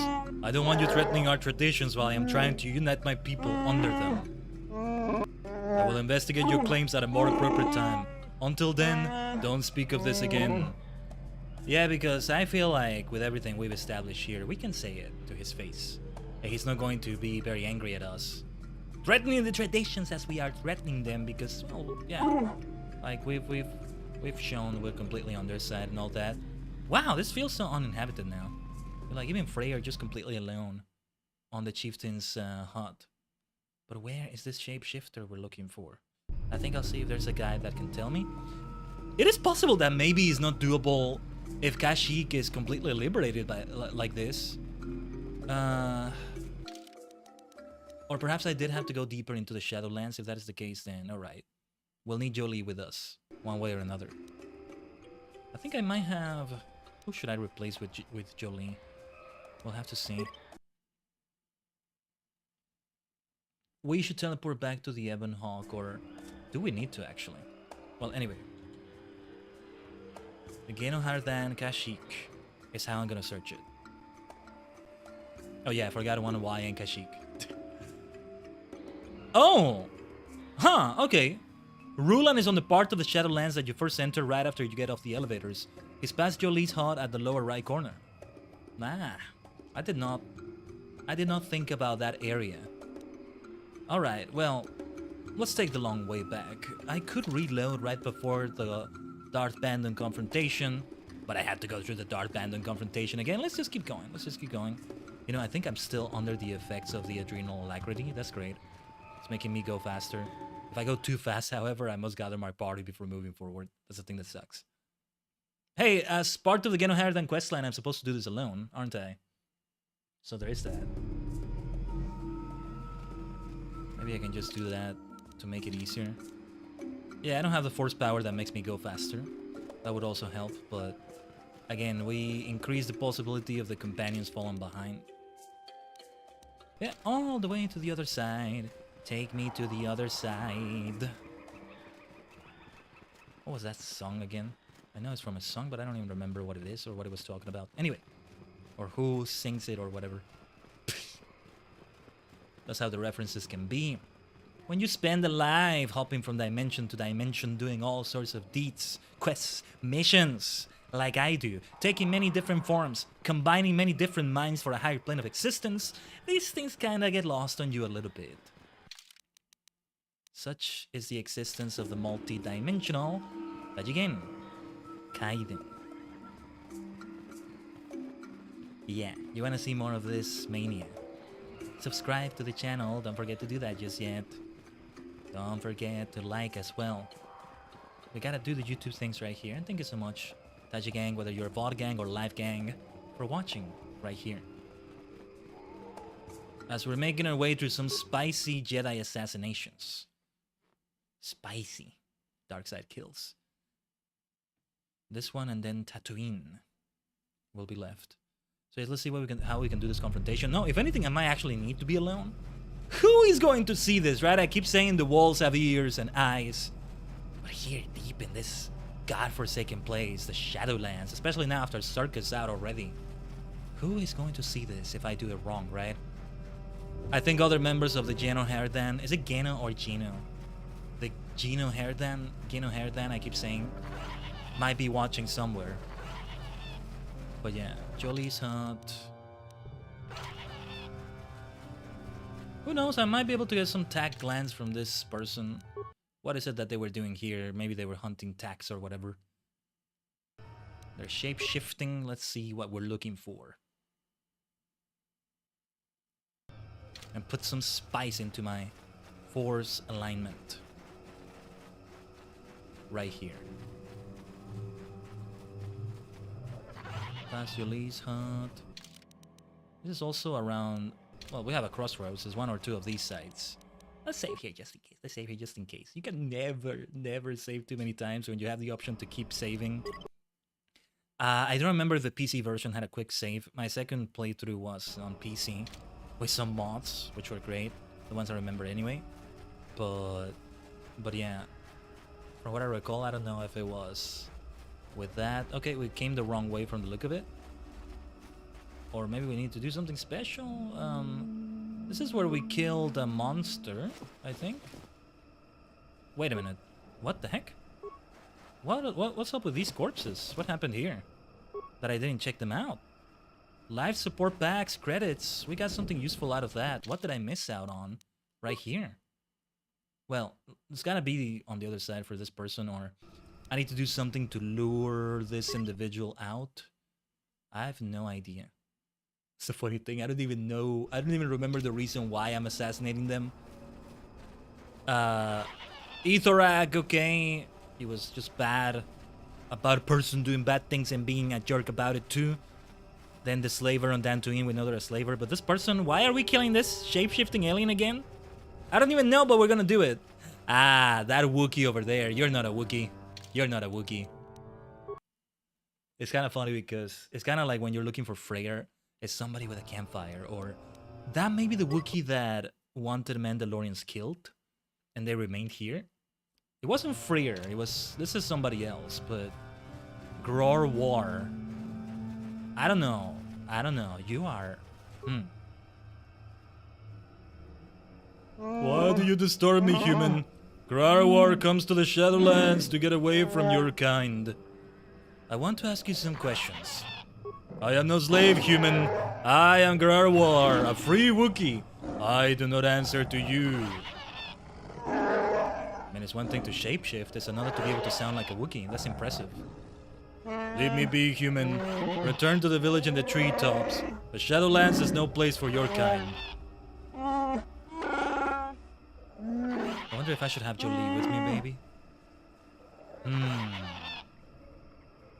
I think maybe I need Zalbar with me to expose him as the faker he is. I found you, faker!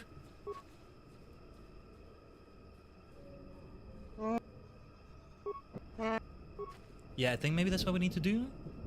Some way to remove the disguise. Because I don't think I have any item I can use. Alright. The problem is I have to get out of here and go back and... Alright. Yeah, because otherwise, who the hell is this? This is not that other Wookiee that wanted vengeance on the Mandalorians. They left too, didn't they? Especially when the revolution with Freyr was happening. This Wookiee's super suspicious. There's a revolution going on. The Wookiees have taken control back of their planet. And this Wookiee's also claiming that this is no place for humans when Jolie was here. Who are you? You were not here before. You're not actually a Wookiee. And I think Zalbar can be part of how we expose this one, but... Or could it be that I need to be alone? Let me... But I can't do it from here either. Or wait. What? Yes? If I do it in solo mode like this, maybe? It will be a tough confrontation, but I think that's part of the challenge. I don't know if this is gonna work. When I say alone, I don't even mean in solo mode. I mean like... coming without them. Like leaving them in the Ebon Hawk completely. Was it over here? Sorry, I keep checking the map a lot, but I genuinely can't remember. And the minimap only shows you so much. So, They gain no higher than want you dead. You fake Wookiee. Oh, okay. Yeah, even in solo mode they make them appear over there. I just said I want to ask you some questions. I didn't say you're a slave. So sus, right? So obviously an imposter among us. We're playing Among Us in Knights of the Old Republic. That's what's happening here too. So yeah. Well, this will take a bit of back and forth, so bear with us. Everyone, every Nian, Tajigen, Bot Gang, Live Gang. There you go. But yeah, this is the last stream of this week right here. As I said, next week we're going for Pumpkin Jack. The most likely thing is that we're going to be doing that on Wednesday. And hopefully we'll return to a double stream this Friday, but we'll see what happens. It may be a Friday with only one stream again, and which one is going to be, I don't know. I think for November and maybe for a bit of December, we won't have those double stream Fridays for quite a bit. And hell, maybe they'll be retired completely, but I don't know for now. But at least for a couple weeks or so, we want to have them. Yeah, this is the basket. Yeah, that's the camp that Darth Bandon set up. That's what this is. So, alright, I'm gonna try... We'll save the game outside of here. And we're gonna come in with Jolie and Salbar, in case it's either of them, because if it's not Salbar, then it's Jolie who recognizes this is not an actual Wookiee. I mean, it's not like Salbar would know about all the Wookiees that are here in Kashyyyk. Oh my god, even here I can't do it? Are you kidding me? Ah, that's so annoying. That's a lot of back and forth we're gonna have to do, huh? Okay. Well, we have no shortage of things to yap anyway, so let's keep yapping about things. No, but yeah, what was I saying about next week? Yeah. If there's any Friday in which might be more possible than the Fridays after that is maybe this one, but maybe not also. I don't know. Or the Friday after this. Also, the second half of November is gonna get busier. In regards to Friday, kind of, but yeah. So we'll see. And there may be some other special events we set up. For November, that is. I gotta think of some things of what we should do in December. No, yeah, the entirety of November is gonna be busy. These 2 weeks also, they're gonna be busy. I think, honestly, yeah. Come to think of it, I think the entirety of November won't have double stream Fridays. And we may be readapting to a new schedule in regards to that, so they may be retired completely. Or for a while again. That's what ended up happening earlier this year, actually. Kind of like with Spacecast Echoes, we did that for a bit with Alt Idol, with Ace and company. But then that also kind of didn't happen anymore. So it ended up being Fridays of only one stream for quite a while. And then we returned to double stream Fridays for a bit. It does feel to me in many ways like it was a 2023 thing, but it was never intended to just be like for that year. It was intended to keep going for a while. But yeah. When you consider streams in the TSD dimension, sometimes I end up having two streams in a day or so. Alright. Then Jolie and Zalbar. Even if Zalbar doesn't know about any of the Wookiees right now because he was gone for a while. And while he was staying here, he was trapped in the chieftain's hut. He got his reputation restored and all that, but there may be a lot of Wookiees he's not aware of. He might recognize a fake Wookiee when he sees one. Or if not, Jolie will do it, so it's one of these two. They may not approve of my dark side choices here, but yeah. I mean, Zalbar might approve of me killing a fake Wookiee. Who knows what ill intent they had. I don't remember what the Geno Herdan were telling me, but yeah. And Jolie, he's neutral. He's not exactly a cruel person, but he's right there in the middle. He's not going to completely disapprove of the choices either. But see, here's the thing. He's a gray Jedi, but he's still very much a Jedi. That's how we can say it. And I see my ISP is being stinky again right now. Ah, man, the ISP just hasn't recovered since the storm. I mean it in both a literal and figurative way that we had earlier this year. So, you know what I'm gonna do right now? I actually need to take a bio break. Hopefully it stabilizes during that. And sorry about my ISP being stinky. Hopefully, oh man, I did so many voice phone calls with them earlier this year. I don't want to do them again because I don't know if that's actually something they can help with. Anyway, I digress. We'll be back. Stay tuned. And hopefully you can all still hear me and it's not buffering badly or something. I think it's just maybe a bit choppy, but yeah. Hopefully it stabilizes soon. We'll be back.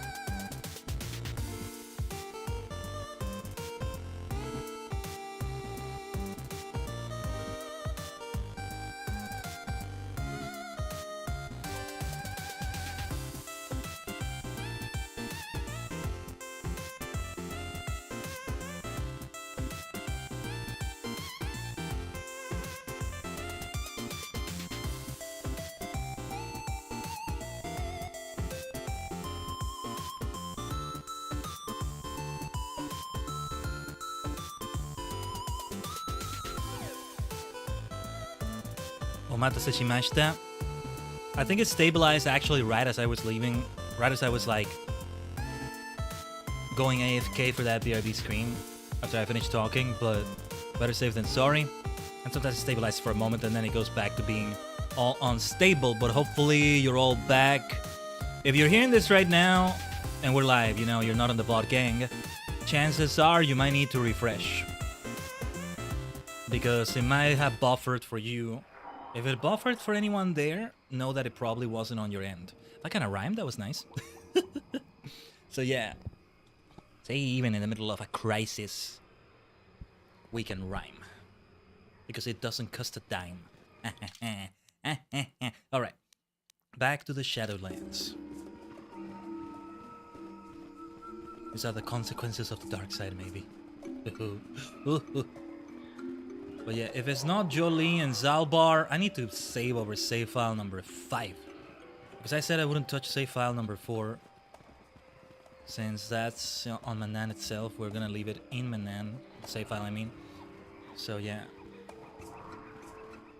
I should be okay using a lot of save files in that way. And when needed, I'll delete some for space. Let's take the basket. We were talking about basketball a bit earlier. Let's take a basket. A giant basket elevator. That's what this is. That's what this is. So you wouldn't think a setting like Star Wars has these sorts of things going on, but it does. You look at something like episode 6 with the Ewoks, there it is. And this is similar. In many ways, Wookiees and Ewoks, they have a lot of similarities, of course. And yet a lot of differences too. But some of the feeling that you got from the Ewok areas in Return of the Jedi, you definitely get here. And that's something I didn't appreciate before. This game is so good. This setting is so good at giving you a lot of of the Star Wars experience from both the prequels and the original trilogy, while also doing a new story, being a great RPG, and of course not being just a carbon copy of those things and being its own setting. And that's one of the things that makes it so good. So with Jolie and Zalbar with us now, let's see where this takes us. This should be interesting. And if this is not the way to do it, I think I have to be alone. I don't remember what Hulas told me. He must have told me that they're pretending to be a Wookiee, and I have to be completely alone without any companions. Also because somebody might see me with the companions, or at least that's the implication, and they'll see that I'm just killing a Wookiee apparently. Like, hey, how do you know? Now I have to tell them about the Geno Hair then. Of course, the actual headcanon we're going for here, of the Star Cluster, and the head of the Star Cluster is that we've clustered together with the other 9 companions in a synaptic link of sorts. All cosmic minds combining with these minds as well. That's what happens whenever we take any travels to other dimensions and all that. It snowballs by getting more and more of them together. And all the protagonists of this RPG I'm playing, bam, they all go together. Not in a bad way though. It doesn't turn into a hive mind, that's the thing. All the individual minds can still be their own individual minds while still becoming something superior by combining all the minds. Does that make sense? Well, that's what it is. That's what it is. What's with this Wookiee corpse, by the way? Is it the work of that faker over there? Oh, maybe we needed the data pad. Ugh. Maybe what we needed was the data pad. No, this is the actual Grar War or whatever the name was. Where is this data pad? Maybe that's what we needed, but okay, we already are with like Jolie and Zalbar. Hopefully they don't disapprove of what I did here. We were fools to come down here, all of us. How can we hope to capture an enemy that can assume any shape, any form? We lost 2 the first day. Another 3 disappeared the day after that. Our enemy's bloodlust knows no limits. We found Grar War's body last night, what was left of it. If we do not leave the Shadowlands soon, I fear we will all become victims of the Faceless One. The datapad is telling us everything we need right here. What about this corpse? I think this is why there were Wookiee corpses that I didn't loot before.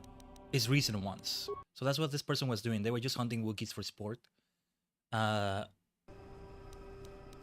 Maybe because they were Wookiees or because they hunt beings for sport anyway. Yeah, let's save and save file number 2 here. So yeah, we didn't need Zalbar and Jolie with us, but might as well leave them with me. It will make it even more fitting, I guess. Can this really be a dark side choice when it's like this? According to a data pad I found, War is dead. So you have uncovered my little secret. No matter, this body has grown tiresome to me. Maybe I can find one more to your liking, human. I'm multidimensional too. I know what it's like to have different forms. It doesn't matter which one I killed you with. Oh! Got something on your mind? I don't think it's because Jolie is with me. I think it's because of what was happening on this planet. It's funny because I have Jolie with me, so that's definitely not gonna work. Your tricks don't fool me, Rulen. Come on, come on. Jolie is with me. That makes it fitting. So, why don't we kill you then? Are you gonna fight with a lightsaber? Yeah. Yeah, because it would be funny if he got a lightsaber. I'm like, how do you even get that? Nah. You can't even properly fool me. Oh, whoa, look at this though. This is how it becomes very difficult. That's really cool. I never did this. I never did this Kingdom Hearts than questline actually. That's a lot of fun. Come on, let's take you down. Let's take you down. Each time he's about to go down, he transforms. Wait. We gotta chase him. We gotta chase him. If we can call him he. If we can call this shapeshifter he. Oh, what do we do now? I need the adrenal alacrity though. I can't. I think I saw where he ran. Alright, let's cure. For now. I should have Jolie be the one doing that, but... did I fail the mission because I let them escape? Now we have to see which tack it is. How do we expose the faker? That's actually amazing, being able to shapeshift like that. I've never seen anybody do that in Star Wars, actually. We'll have to save on save file number 7, then. Just to be on the safe side here.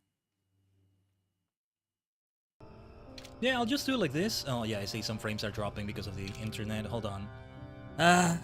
Stupid ISP being stupid again. Sorry about that, everyone. Hopefully the stream is not lagging badly. Let me drink some water while I hopefully wait for that to stabilize. It's in the red right now. Because that's the thing, like, I can't really say it's entirely unstable because we get a lot of streams during the week where that doesn't happen at all. To be fair, the TSG streams are 2 hours long, but...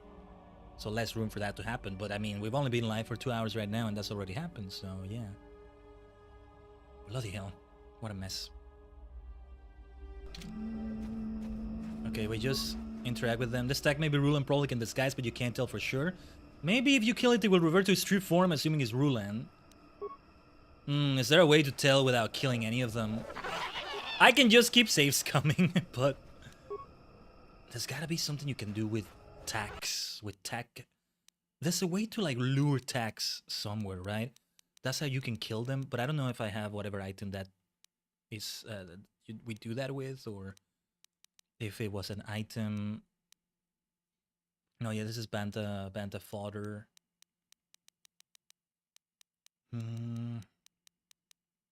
Like, you know, to get the tag glands for the Teresian Ale too.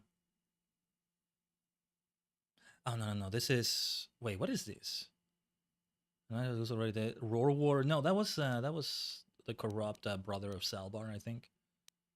Goonhans, Banam, Visitors Guys, the data pads here. Wait, descriptions of you and Bastila? Oh, this is from Terrace. Nah, that's old. Kayla North's trophy kills. No. What is there that I can do to get those tags? This is how it becomes a dark side situation because you kill all those tags. If I kill an innocent one, I guess I can still get their clans and just get that Teresian Ale going, but even more dark side points, you see? I don't know.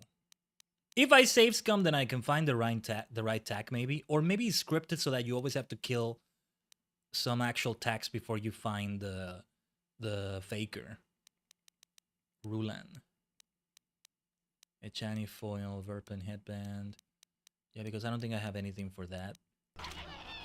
I'm gonna try to do it myself. I might check out a guide just to tell me what it is I need to do.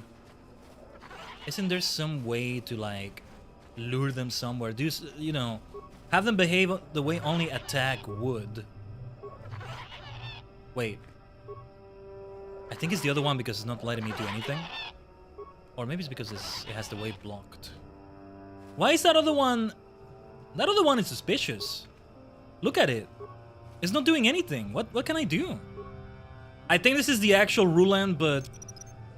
Whoever steps on this will get a nasty shock. It's not doing anything with the mine either. Nah. I don't know if it's just glitched or what it is, but... Let's recover the mine. Let's recover the mine. I think I get the feeling it might be scripted so that you have to kill innocent tags for this. Well, this is all on Ruland. This is all on Ruland. It's not my fault. So, let's see. Zulan and Ruland. And let's see what we have to do.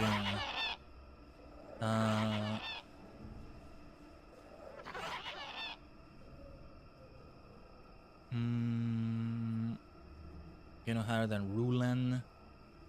Let me see. I'm only seeing the dialogue from this game guide I found. It doesn't tell me. No. It's not telling me. It's just the dialogue, which is useful to see, actually. Let's see. With space, the Ghetto higher than what he might decide to move his operations close to the galactic core. With his ability to assume virtually any form, he could wreak havoc in the galactic senate. Yeah, okay, they didn't tell me much about him. And the internet is being stupid again. Can somebody go and strangle the people responsible for this in my ISP, please? Burn them down. So I keep saying, though, if you burn down the headquarters, wouldn't that make it worse? Because then nobody... Or if you strangle them, it's like... Oh, God, why is it so bad today? It's so stinky. I would have less stench on a landfill. Good God. Shame on them. Shame on my ISP, though. But, okay. Well, in the meantime, I guess it's a good time to be searching for the guide for this. Oh my God, it's disconnecting completely. It's going all the way down to 0 kilobytes per second. So give me a second, let me say in the chat.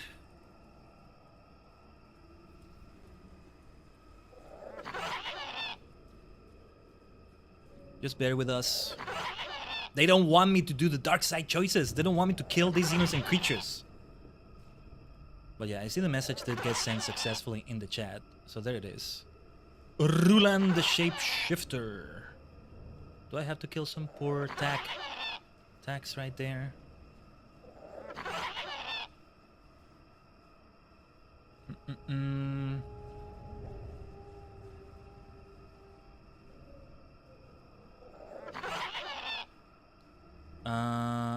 Yeah, like, what? It's not telling me... Yeah, it's tag pheromones that you would have used, but... even if you haven't been sprayed by the circuit guy, you have to attack the option to kill it.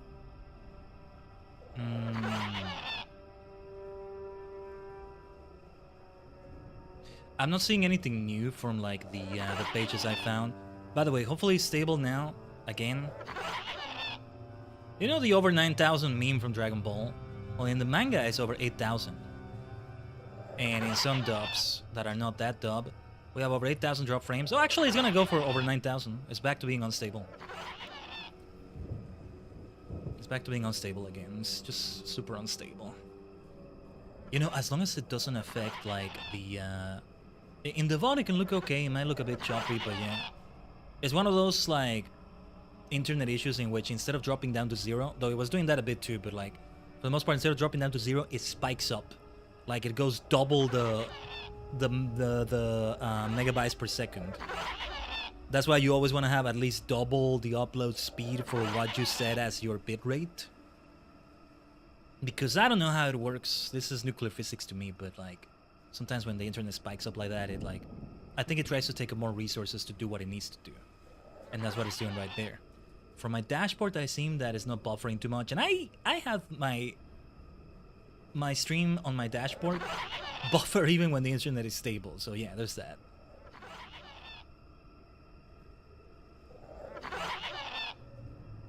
See, here's the thing. Can I just keep saves coming? Can I just keep saves coming and find the correct Rulan?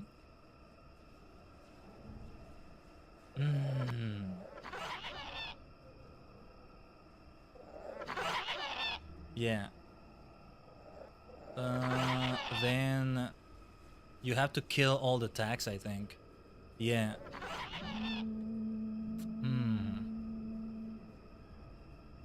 That's what I was wondering about.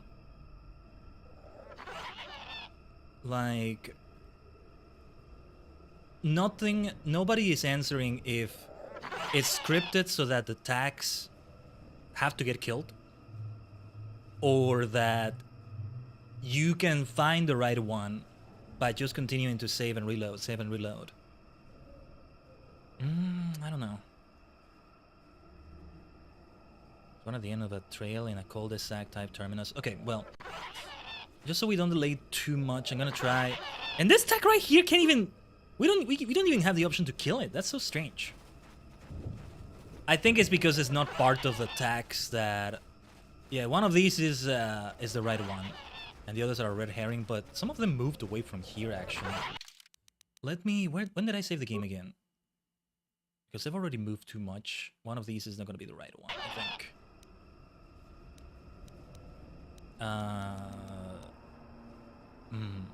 Yeah, okay, we'll save it at yet another save file. Oh yeah, we were doing it at 7 here. Okay, we did save from the look of it. Then here goes nothing. Let's kill you. For innocent tag.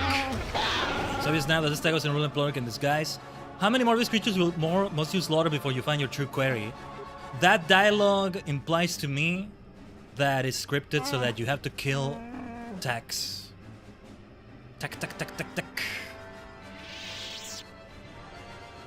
That implies to me that that is scripted so that you have to kill poor innocent tags. And you're never gonna be able to find the right one at first.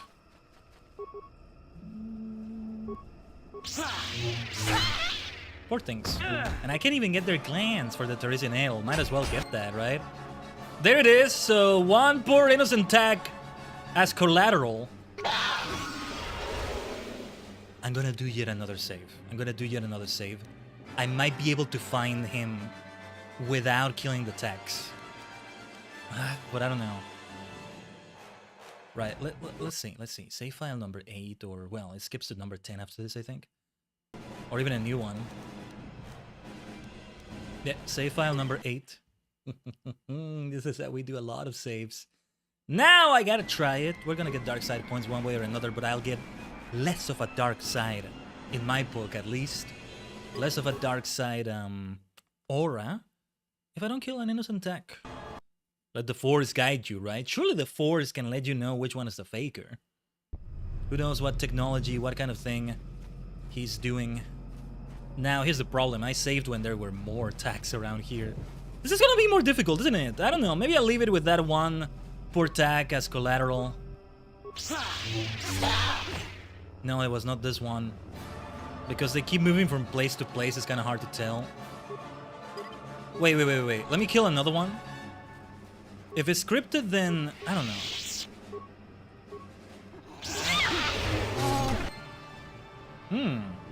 Maybe it is scripted. Because the second one is always... Maybe it's scripted so that the second one is always our friend here. Well, let's just reload at 8. Poor little tag as collateral damage. And I can't loot the corpse for at least one tag gland. You would have had to actually hunt them with the Circa Corporation, I think. We never even saw Rulan Prolic's original form, if there is one.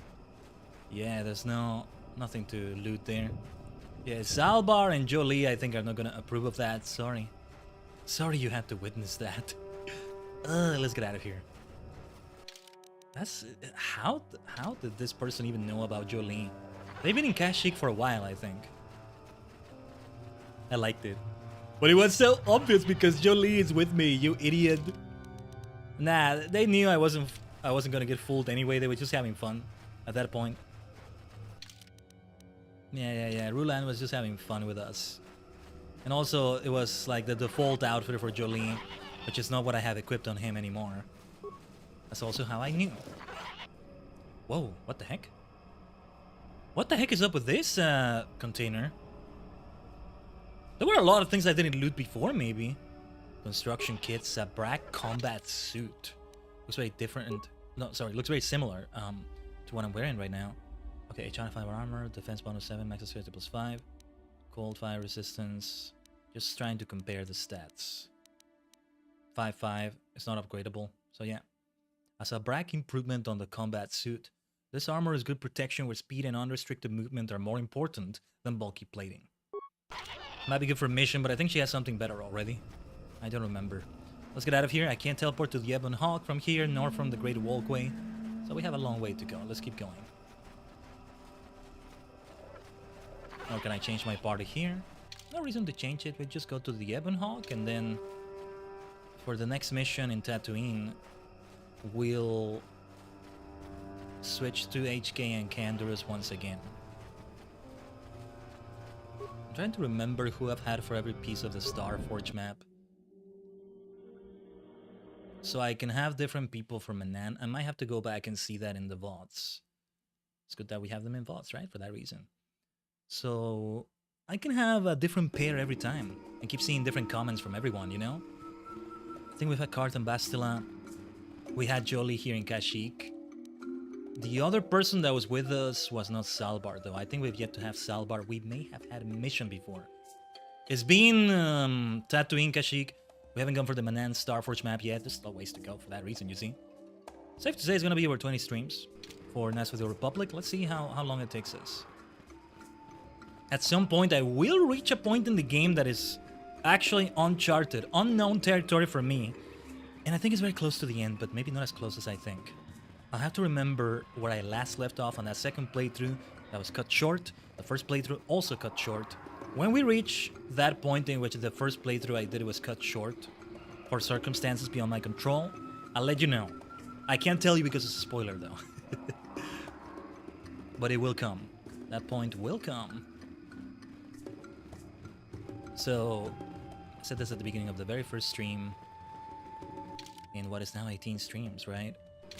But the first playthrough, I played this on the Xbox 360, which is an Xbox game on the Xbox 360, which already is going to be a bit wonky, right? And the CD I was playing with was already scratched. Too scratchy, and on top of that, you know, the kind of shenanigans that happened when you played Xbox games on the 360. Like the first Xbox, but on the 360, right? And at a key point in the game, I just wasn't able to keep it going. Nothing I could do about it. I don't remember what I maybe tried to do, or if I tried to take that CD somewhere and get it fixed. I still have it, actually. I think I still have, like, the physical game and all that. Maybe I should take a picture and, like, show it to you all. But yeah. I couldn't continue it. So I was cut short. Then eventually I tried to play it a second time. This time on PC, on a previous PC, a laptop that I also still have. But guess what happened to it? I got a terrible virus on it, and I saved most, if not all, of my information, or at least all my important information. Oh yeah, I didn't teleport back here. That's okay though. We're out of here already. Saved all my important information, which was great. I don't recall losing anything really, like, valuable. But that's the thing, though. I did lose the save I was doing in KOTOR for there. You know, on the platform I was playing on PC. And so I completely lost it. I don't remember the specifics behind that, but yeah, I lost it. I did get further in the game than that first playthrough. And I got to what I believe was very close to the end. No, very, very close. I have to be a bit ambiguous about it, again, because of spoilers. Some of you may know the rest of the game already, but still, just in case. Just in case. Where should we save here, by the way? Game 2. Yeah, game 2. Poor little tag that had to die. I think it's scripted that way, right? Otherwise, you don't get dark side points because you didn't kill an innocent creature. But just the fact that you're doing assassinations, I mean, yeah, the blue is becoming darker again. Hey, if I'm in the middle, I'm in the purple. Maybe that is accurate.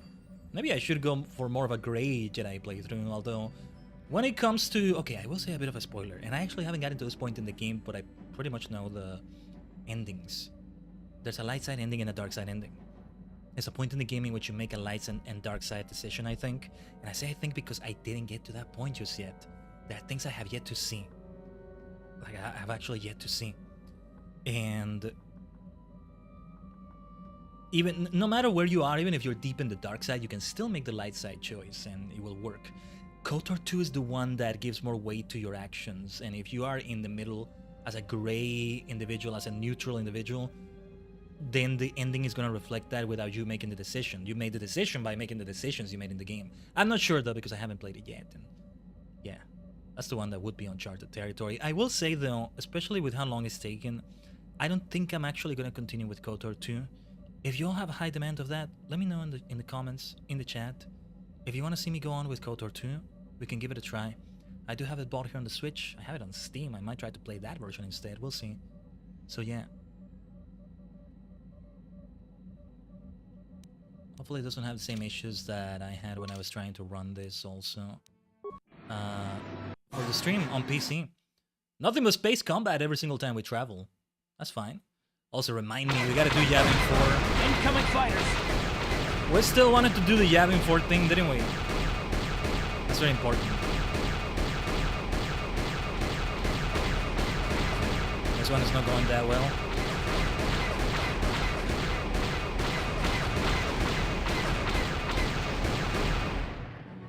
We received quite a bit of damage this time. Ah, that blasted solar flare. That's part of the challenge, though. It's meant to be part of the challenge.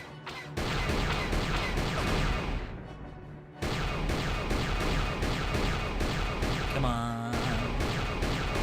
From the middle of the basketball court. Yeah, almost the middle there.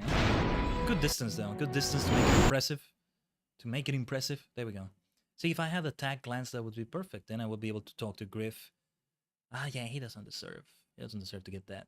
But then you just leave the questline unconcluded, and it feels like there might be a way to conclude it. But maybe I can just say, hey, I'm not gonna get the glance for you. Which I think I didn't say to him last time, but I don't know. I always get lost on the ship. 3 playthroughs, right? Several times of going through this, and I still get lost around here. Yeah. Anyway, let's take a look at this quest for Tatooine. To Tatooine, to his family take him. Keep remembering Yoda say, I make it sound way more funny than he actually is. But anyway, that's just a rough Yoda impression there. So, again, on Khaiden and Vorn, hunting crate dragons. Vorn's a soul droid companion, we want to be careful with that one. Yeah, so we have to go into the dunes. Crate dragon hunting has got to be near the Starforge map as well. We face Halo there, now we face this one over here. Look at the shenanigans that happen on this planet. A wretched have is scum and villainy indeed. This is a Gamorrean, right? I remember now. Not at all related to those other Gamorreans that were doing some other shenanigans around here. But alright. It will take us a while to get to that area, so the sooner we get there, the better. Is there anything I wanted to buy here that may still be good to buy? I don't think so. We have a nice amount of credits now. 17,405. Yeah. Yeah. You know, the Yavin 4 space station... I might actually take another trip to it after we turn it all into Hulas. So we'll pay that docking fee, man, a couple times. What was the fee again? 1,000 credits? I'm not gonna try to negotiate that fee and get in trouble. For all their faults, I respect that about the Cellcat. It seems understandable to have something like that. But yeah. Good, huh? And like, I'll be a Jedi about it, and you know... Yeah, why would I argue about it? That's fine. Docking fee, there it is. It's designed well enough to give you a reason to take pause before you decide to maybe do the Genoharadan missions, because you know you'll be going off planet, or anything else that does take you off planet, right? Where was it that Karth met that person? Oh no, it was in Dantooine, although that could be scripted for many planets, but Yeah, that person that tells him his son is in Korriban. And yeah, we're still not going there. But yeah. Yeah, because otherwise, if you encounter them in Manan, then yeah. It's like, well, we could go to Korriban, but then we'll have to come back here and pay the fee, Karth. Are you gonna pay the fee? Then your son can wait. That sounds like a jerk thing to say. I don't know. But yeah, just keep going through the sand dunes. We may get attacked by some sand people. I mean, a sort of peace with them, but there will still be some that attack you. Oh, and there's also the creatures around here. We're gonna have to fight them. Don't we still get, like, rewards from them in the hunter's place? I think I can sell them anywhere, though. But if not, then yeah, it would be good to sell them. What were those things called again? I don't know, but... To the Eastern Dune Sea we go. Let's try to stay away from any enemies. We don't want to get into unnecessary fights. It's just like an MMORPG. It is just like Star Wars The Old Republic in that sense. But of course, it's the other way around. Since Star Wars The Old Republic came afterwards. Many RPGs will be that way, right? Not just MMORPGs. Oh, I love RPGs so much. You know, I saw a great discount when I was getting Pumpkin Jack on the eShop. I saw a great discount for this game called 13 Sentinels Aegis Rim. I think I'm going to be playing it off stream though, because again, these games take forever, and then I haven't even finished this one to start that one, right? But I'll tell you all about what my journey on it is like, preferably without spoilers, but yeah. I'll do my best to avoid spoilers with that. But the Krayt Dragon Cave being around there, our target has got to be here somewhere. But that one has a storytelling style that I love so much that I've said, you know, in games such as, I mean, Star Wars The Republic to an extent has that.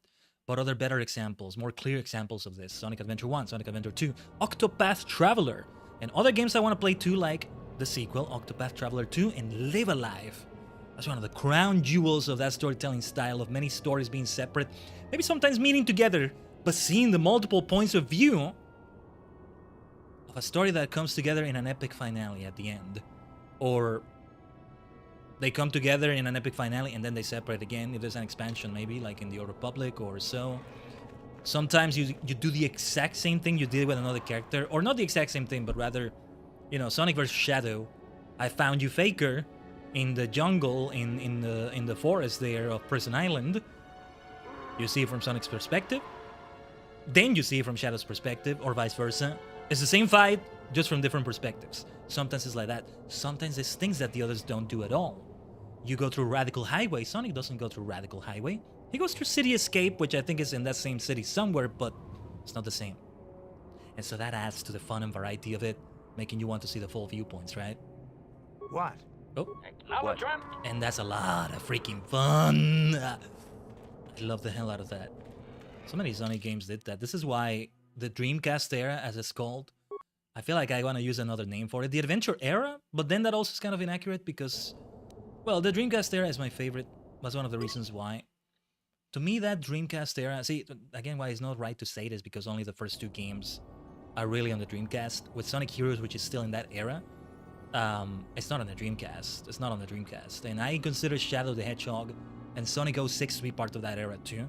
I think Shadow is considered officially part of that, but Sonic 06 is not. Given the gameplay, however, and the storytelling style, I feel like it's part of the era as well. Bam bam bam bam bam bam bam bam. Inside, yeah. Now I have his world in my mind. Life's an open book. Compromise does not exist. And where are you, my friend? Maybe not around here instead. An assault droid somewhere. They may be inside the cave for all I know. Might as well come in here and take a look. We'll keep going to different places. Because if they're hunting Krayt Dragons, it's gotta be here somewhere. We've been here before. Yeah, like, these are all corpses we've interacted with, right? Or could it be that there's something we haven't interacted with yet? Or some new, fresh corpse? I feel like there's gotta be some other Krayt Dragon somewhere else, because they may be aware already that the Krayt Dragon here has been killed. Hey, look at this. I missed that Opila crystal. Alright. But yeah, you know, Sonic Adventure 2, Sonic Heroes. and Sonic 06 have the split storytelling style. All the different characters in Sonic Adventure 1, right? Or DX or whatever, what have you. Then in Sonic Adventure 2, it's two teams, but not in the Sonic Hero style. It's Hero and Dark, but you still control each character separately, and they have their own themes. Oh my god, we need more games like that, where like you play with the characters, but like not just the gameplay, but the whole ambience changes. They have their own music and their own feel to things. You're gonna have some smooth hip hop and rap with Knuckles, and then you're back to like industrial metal with Shadow. You're gonna have some good old guitar and electric guitar riffs with Sonic, and so on and so on. Like, what the hell, man? We need more like this, whether it's Sonic or not. This is why Sonic Adventure 2 is a masterpiece. That it's too bad we didn't get more of that. Because even, yeah, the other games didn't do that. They didn't do like different songs in that way for each character. But yeah, anyway, back to the viewpoint thing. Sonic Heroes then had them all as teams, but it's 4 different teams for different perspectives. Now you're controlling all 3 characters in each team at the same time, but in each faction, you might say. Which I think is really cool, man. 12 characters across 4 teams. 4 perspectives. I mean, oh my god. I still haven't played Sonic Heroes. I gotta play it. I'd love to play it on stream somehow. I'd love that, actually. But anyway. Back to what I was saying. Sonic Heroes. And then Sonic 06. I'm gonna skip Shadow for a moment, which I want to play a lot too. Sonic 06, for all its faults, I want to play as well. The glitches are gonna suck from what I've seen, from what I've heard of it, but yeah. Sonic 06, Silver, Sonic, and Shadow stories. To an extent, they continue that recently. Like, you have... I mean, technically Sonic 3 and Knuckles is the first thing that did that perspective, but Sonic Adventure is the one that really started it, that, right? Of the points of view, converging in a finale. Well, especially converging in a finale, right? And they did it in... Well, now Sonic and Shadow Generations have that because you have Shadow's story. That mostly is its own thing, but it does clash with Sonic's for a little bit. I already know the whole story. If I do stream that game, I will already know the whole story of what went on in the game, but still, it's gonna be a fun ride, one way or another. But as I was saying, for Sonic Forces, you have 3 characters. The character you create, Classic Sonic and Modern Sonic. And it is that split perspective, sort of, but not quite in the same way as they did, from what I remember. I did play Sonic Forces, you know? Not quite in the same way from what I remember. Let's go to the Sand People territory, by the way. I have no idea where I'm supposed to go, but let's just keep going. Hopefully I don't have to run around too much. It's from here, right? So yeah. See, now that I played Minecraft, it's like, yeah, this feels like Minecraft. You gotta have landmarks to remember where you have to go. Oh, the other day I actually got lost in a cave. Like, I allowed myself not to place signs or anything to find my way around. Just keep digging deep and deep, and I was able to very easily climb my way out of it. It was lucky. And like, I just dug up a little bit, and it wasn't long before I was into the water of a swamp. Like the swamp that was around me. I hadn't gotten too far underground. But you know, well, I did get far underground, but not in like the general area. Okay, here we have the assault droid. Hold on. Don't face the enemy. Don't face the enemy. Don't face the enemy. Don't face the enemy. Save the game just in case. We should have some stims here. But yeah, I also wanted to talk about Shadow the Hedgehog for a little bit though. No split points of view. It's only one character you control. Our boy Shadow, our favorite edgy boy, Shadow. But you have the different endings. And, well, I hope this is not a spoiler to say, but only by seeing all the endings, which are like 11, I think, you get to see the true final story. And I like that too. That's very interesting. Encouraging you to be evil even if you don't want to. Or if you don't want to be a hero, you want a Shadow to just be evil. Well, you're gonna have to do some work for justice and for peace and safety and all that. Alright. Shields ready. Shields ready, everyone. Stims ready as well. I'll take the...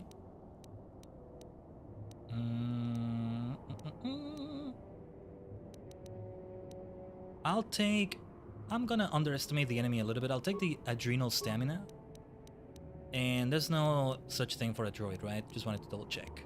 Cool. Then Canderous, you can take the alacrity. Did I take it? I think it didn't... Yeah, okay. There we go. I should have done it with X, so that it can, like, be there on the chain of actions I have to do. Alright, let's try stun droid to get things started. One way or another, we have to fight this enemy. I think there's no way to be subtle about it, like in the other missions. So let's try a sonic grenade. No, wait.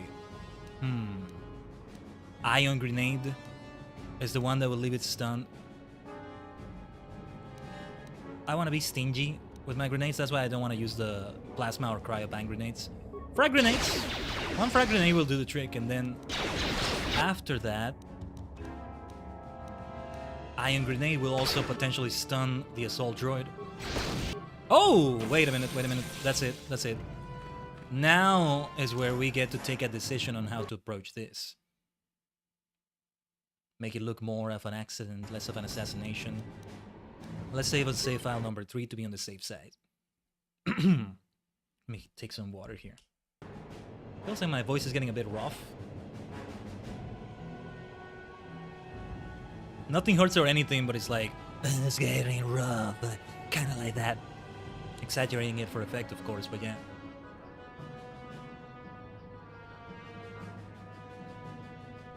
The yapping maniac forgets to drink because he's busy yapping all the time. Anyway, let's see here. Yeah, just wanted to double check that I saved, sorry. Double, triple check, quadruple check. Okay, we have 14 repair parts. Let's see. If a fight breaks out, its programming will now instruct it to come to your aid. Program droid to seek out and attack Vorn Das Rad. There we go. Let's activate the droid's shields. Let's optimize his weaponry. We want to ensure that it survives the fight, I think. Maybe I shouldn't have wasted all the repair parts. I'm okay with that. Oh my god, I love that, the way that droid just goes to kill it and hops on one leg like that. Yeah, this person killed a Great Dragon successfully. That's actually quite impressive. Yeah, there's a reason the game hired than one to kill. What's going on here? What you doing with my assault droid? Alright.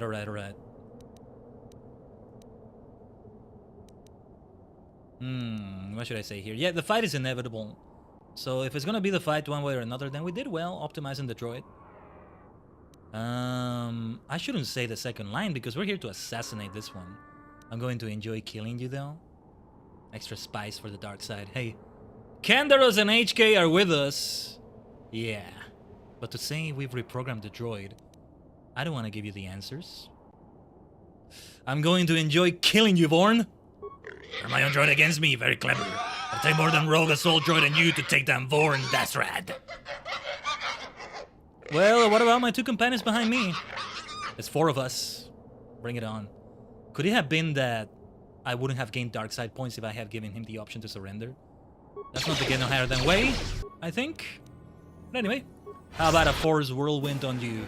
Saved. That's okay. Wow, that's a really cool looking droid. I like it. The droid will keep him busy. That will help.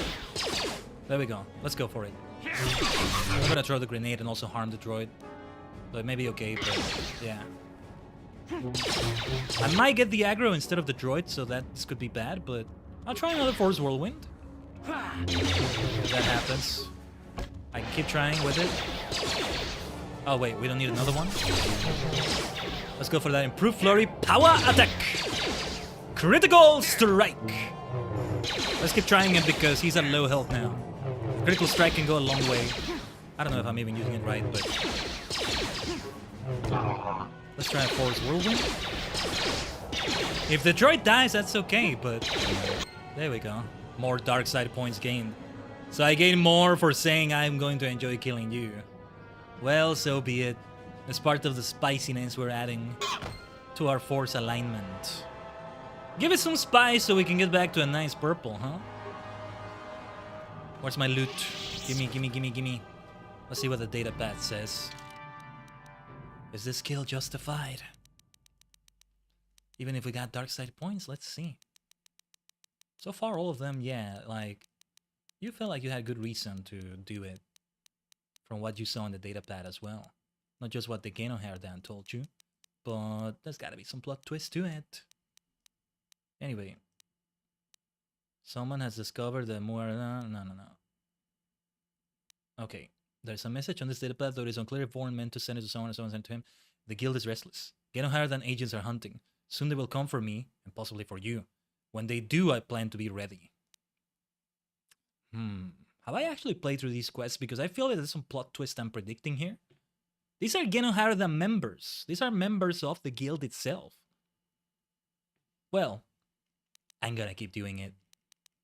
Let's keep this spiciness. Yeah, look at this, going down through it. How many dark side points is it? How much weight is it? Because they have a lot of dark side points, or does it not work like that? I don't know. If I'm in the middle, that makes sense, being in the purple. When Bastila and the others comment on my Jedi choices, now they'll have different things to say. So that should be interesting. Let's save on save file number 2 to be on the safe side. I don't think I can teleport back to the Ebon Hawk from here, can I?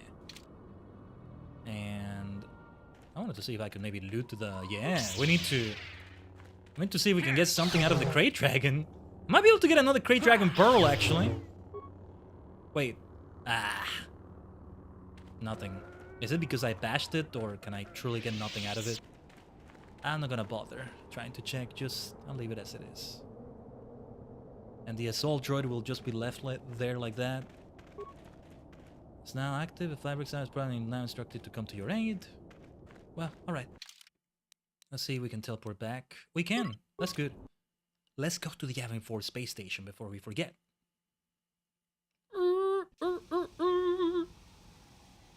Sorry, that's my stupid sand person impression. That sounded way better in my head.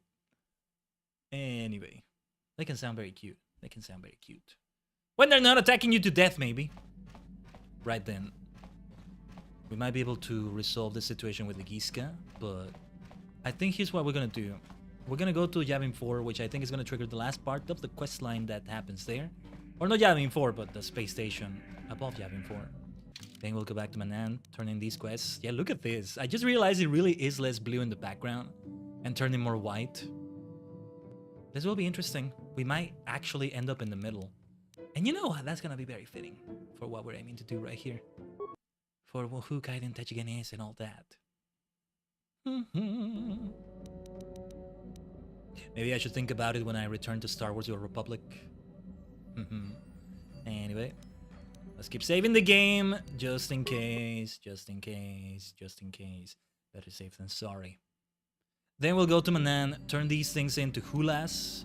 We may get another quest that we can do immediately from Hulas, but if it's something involving Korriban, then we'll have to do it later. Which we can do later, but yeah. What am I doing? Wrong menu, sorry. And then we'll return again so that we can buy things and maybe resolve the Giska questline without that interaction happening. Incoming fire! And with maybe any money we received, you know, from completing these quests. If there are any weapons that I'm really not going to make use of, any equipment, then we should sell it. And also get money out of that. The Yavin 4 space station will have some great things for sale. And it's going to be the complete list of things for sale now. Nice kills there. Let's skip the cutscene, it's okay. Every single time we've traveled, there's been space combat. I wonder if it's people that are aware I'm with the Geno Herdan and the assassinations I've been making. I like to think that's maybe the reason. In universe, in the lore. Right, this time we don't need to take Andros and HK with us. It can be somebody different. Where am I going though? The wrong way. No, not the wrong way. Who should it be? Andros and HK are perfectly fine, honestly, but HK and Bastila? I don't know. A Jedi could go a long way, but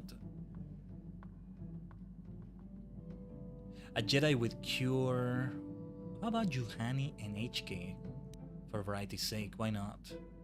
I want to have Juhani fight. We've been bringing both the red and the blue, both the light and the dark. She brings them both. So yeah, I think that's a good idea. I don't usually have Juhani with me. Certainly less in combination with HK. Because there's not going to be a lot of dialogue from them. That's the thing. Now, if there's dialogue from my companions... I don't think there is, so yeah. You're more likely to hear somebody like Bastila or Karth say something.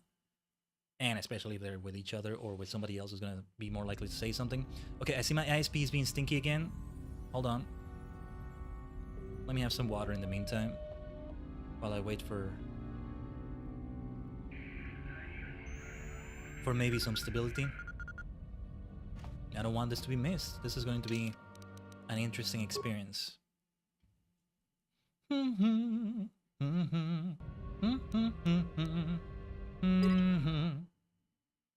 I keep saving and saving and saving and saving.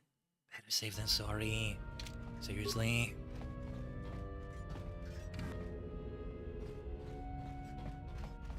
Let's go with this access panel. The only access panel. I'm saying that is if I have options. But yeah, Juhani will be 2 melee attackers and 1 range attacker with HK. Oh, okay. No, it's not the next part of the quest line, so I need to get another piece of the Star Forge, it seems. Fine, fine. Let me still interact with the shop, see if there's anything nice here. So also the new things that will arrive on this shop will probably be only after that. Look at this one. We can buy this one, but we'll be left with almost nothing out of our 17,705. He's giving me a discount after all the Pasak victories, right? Yeah, like this one would be good, or the light exoskeleton. But which one should I go for now, right? Now I feel stingy about it. I don't want to go for them. Look at this bad boy, though. This is insane. 17,600. Defense 7. Max dexterity plus 3. But this is why it's expensive. 100% immunity versus cold, fire, and sonic. A modified environmental suit. This armor gives the wearer complete protection from the elements, as well as superior combat protection. With additional enhancements, it can be converted into a completely contained environmental system and shield the wearer from outside radiation as well. See, because we've been talking about Sonic the Hedgehog a little bit. Ah, protection against Sonic. Shadow would like this. There's this one that says Shadow Armor, but no, I think Shadow would like this. Or rather, Dr. Eggman. Sorry, I couldn't resist that. Or this one might be better. Light exoskeleton. That might be for somebody else. But man, my wallet hurts just seeing like the amount of money I'm gonna spend. I'm willing to sell some things maybe, but then there's other equipment, right? Baragwin Assault Gun. This is where I come in and start grinding the hell out of Pasak off the stream. I can chill in bed doing that. I forget that's something I was considering doing. And I hope it's okay, but I wouldn't like add it to the total playtime. Because I'm still planning to submit this to howlongtobeat.com when we finish everything, but well, we'll see. Let's get out of here though, because we may still get credits from the Geno Herdan, from the completion of the Geno Herdan stuff. So yeah, let's just move on. I might come back here, but I think I'll just maybe leave it for later.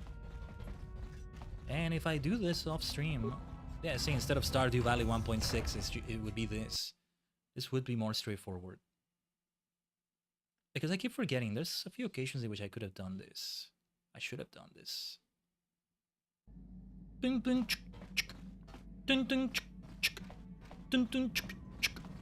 Pasak, Pasak, Pasak. The Pasak noises there. That's my best impression of Pasak noises. Well, this is gonna be very interesting though. Now to turn this in, there's more space combat though. Bring it on. It's fun to do. Is it because I'm going through these quests? Hello, hello, hello. Is everybody alive? Are we all alive? Okay, Bot Gang, you probably saw a skip ahead while we were in the middle of that fight, and then bang, we're here, right? Internet issues. My ISP being stinky. Bloody hell. I'm gonna have to do my series of phone calls with those bastards again. Oh my god. Such a shame that this is happening again. They gotta get their shit together. Who knows what the hell is going on with them, because it's been so bad this year. Like, we still have a lot of stable streams, so this is like... We have good standards with them. That's the thing. This is not meant to be happening a lot like this. Feels like it's a lot, but again, we got a lot of stability. But yeah, it was happening in the middle of this space combat fight. Obviously, I'm not gonna notice it immediately. I may actually die in this fight right now. Since it was a difficult one, and now that thing distracted me too. Kind of getting my bearings again. Let's finish this and go on. Back to Manan. At the very least, it's something I can pause the gameplay off easily, right? Can you imagine if I were playing Elden Ring or Dark Souls or something? You'd be missing a good chunk of what happened.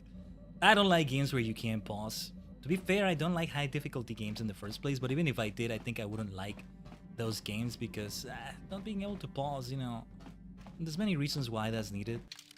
Playing it on console, though, you have the option to... You just have the option to... I'm gonna go... Less than 3 characters. Fewer than 3 characters, KOTOR. Fewer than 3 characters.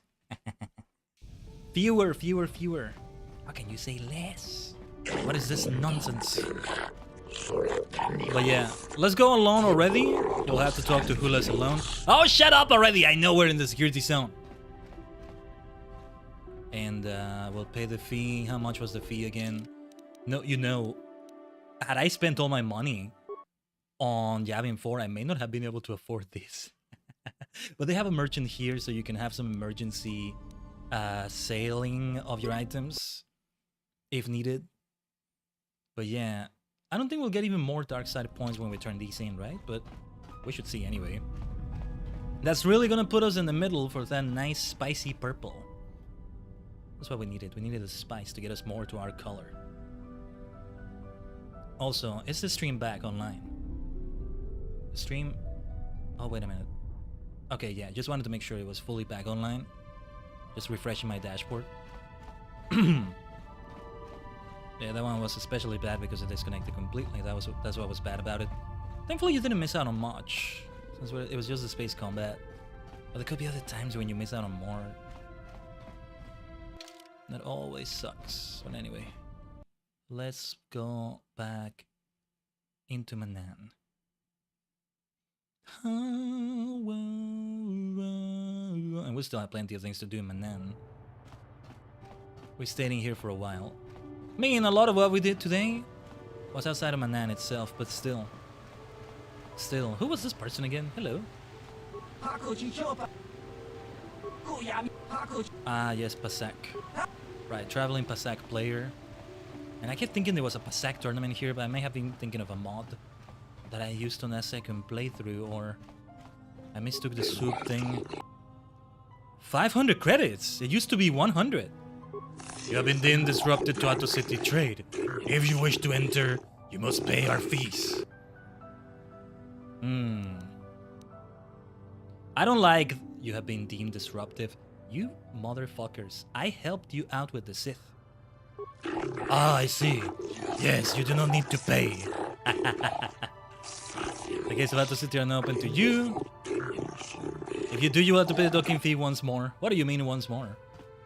I'm glad the Force Persuade worked. You go to jail if it doesn't work. But I may still get into trouble, right? I don't know if it comes back to bite me later. I think he realizes, or they realize that I used Force Persuasion on them.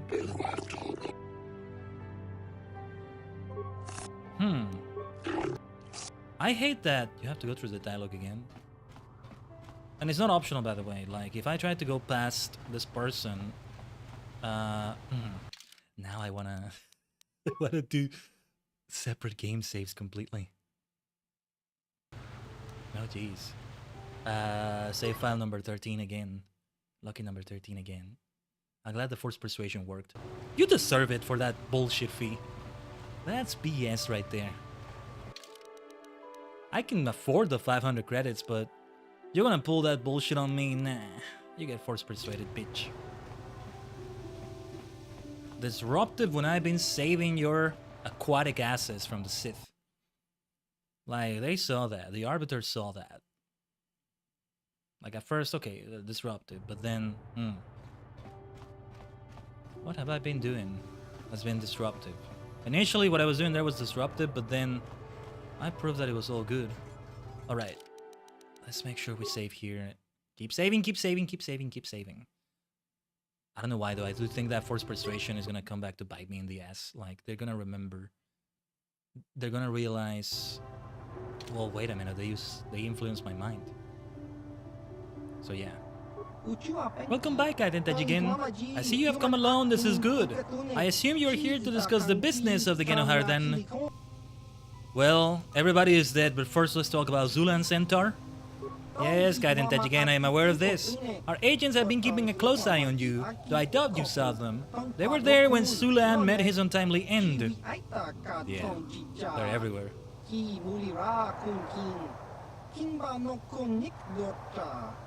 And as promised, here is your reward for the task. A blaster developed exclusively for the use of those within our guild. It will serve you well, I am sure. Like, this is where I would use a voice filter too, right? I don't think I have a filter that would work for this though. The reverb, nah, wouldn't work for this. Well, give me a second here, everyone. Okay, Vorn Dasrat is dead. Well done, Khaiden Tajigen. And as promised, here is your reward. A Genohardan stealth unit. You'll find it is far superior to most. Vorn's death brings you closer to completing your initiation into the Genohardan, Khaiden Tajigen. However, until you have completed all your missions, you cannot be accepted into the guild.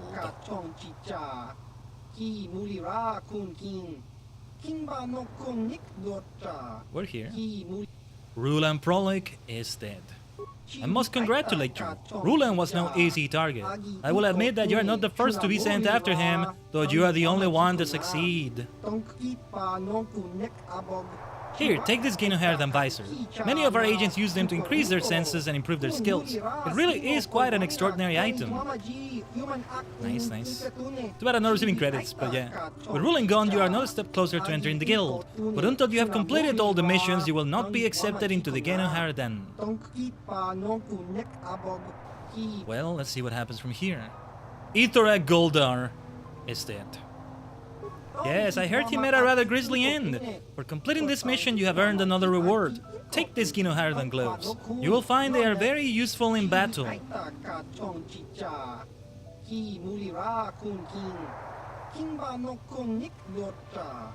Vorn, Rulan, Itorak, that is all of them. You have done it, Khaiden Tajigen. I hardly dreamed it was possible, yet now the task is done. Oh no. All the years of planning, spying and digging to discover their true identities. It was all worth it. Now the Genohardan are mine alone. I knew it. There's a plot twist. What are you talking about? Poor foolish Khaiden Tajigen. You had no idea that the targets I sent you after were 3 of the overseers of the Genohardan, did you? It's good riddance though, also for that reason. I gotta kill you as well. The overseers have always acted in secret, their true identity is hidden from the guild, and even each other to prevent one person from seizing control of the entire guild. I gotta be able to kill Hulas here.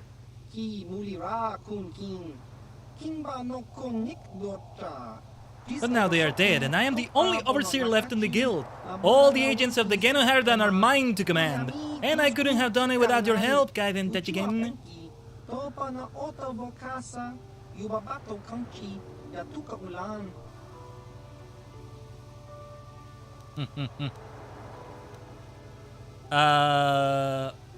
What should I say here? I want to say I'm gonna kill you. I can't do it here, of course, but I gotta kill you as well. Let's kill all the Genohardan. Let's rid the galaxy of you. At least all the overseers. Well, glad I could help. It's meant to be me saying it sarcastically, which is not what they intended in the dialogue, I think. But I'm gonna say it like that. Well, glad I could help you out. What happens now? I'm sorry, Khaiden Tajigen. Even after all you have done for me, I cannot let you join the Genohardan now. You are far too dangerous. You know the true identity of the only surviving overseer. Then I'll kill you. I suppose I could try to have you eliminated, but I have seen your skill in dispatching the other overseers. I think it would be in both our best interests if we were to simply part ways. Simply to part ways. I don't think so. But I don't know if it's gonna give me the option. Nobody plays me for a fool. You'll pay for this, Hules. I was afraid it would come to this. Very well. We will finish this as these things always seem to end. In bloodshed. But the streets of Manan are no place for this confrontation. What happens now? Meet me in the Dune Sea, Khaiden Tajigen. There we will engage in a ritual battle according to the customs of my guild. Just you and me. Goodbye, Khaiden Tajigen. I will wait for you in the Dune Sea. I don't need to remind you that you must come alone. If you do not, then you won't see me, and you will never have your revenge. You actually have to come alone for what I know. I don't remember this. I'm not sure. I'm not sure. 3500 experience, not bad. Obviously, we're gonna do a different save right here. I'm not just gonna let you walk. It's not about payback or vengeance. It's about also ridding the Geno Haradan completely.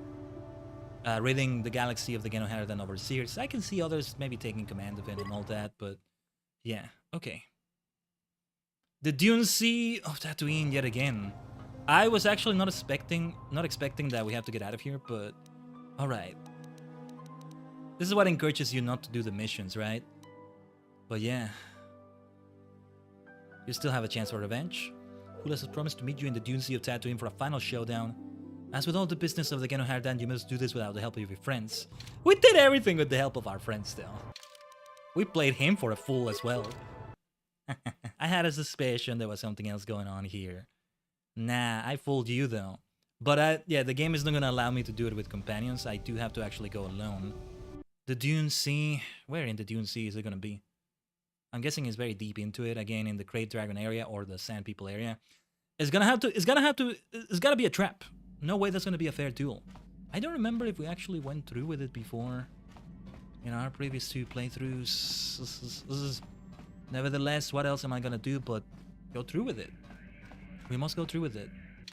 So we'll pay the docking fee again, or we'll force persuade the Selkath not to pay the docking fee, or attempt to force persuade. We've seen that it can be a success though, so even if we fail it, we can succeed at it again.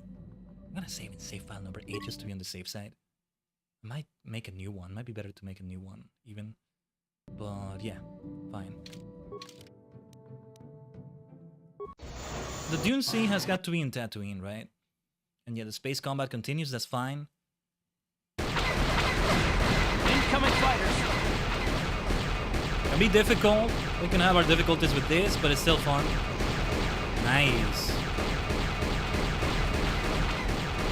We destroyed this one from afar. Shine! Nice. This was the quickest one yet. Let's go. No time to waste. We will use some battle stimulants, of course. Shielding. I don't know. I feel like I should have something else. But what else could there be? Just hyper battle stimulant. A Chani battle stimulant. I think I have that one, right? This is gonna be a super tough fight. Solo. I was gonna say 1v1, but Nah. No way. No way he's gonna come alone. No way he's gonna remain alone, even if he does come alone at first. So I'll be alone already here. And we'll see. If anything goes too awry, I might try to go in with companions and see what happens, which is probably nothing. As he said, I just won't see him. He just won't even be there. I think to an extent he is still doing this within Geno Haradan rules. Geno Haradan are assassins, they're ruthless, they're gonna do ruthless things.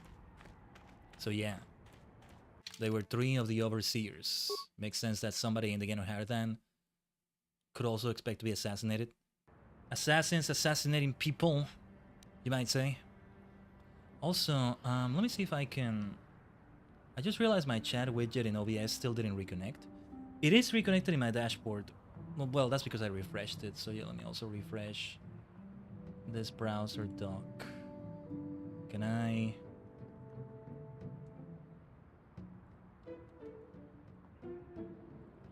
Let me just redo this dock.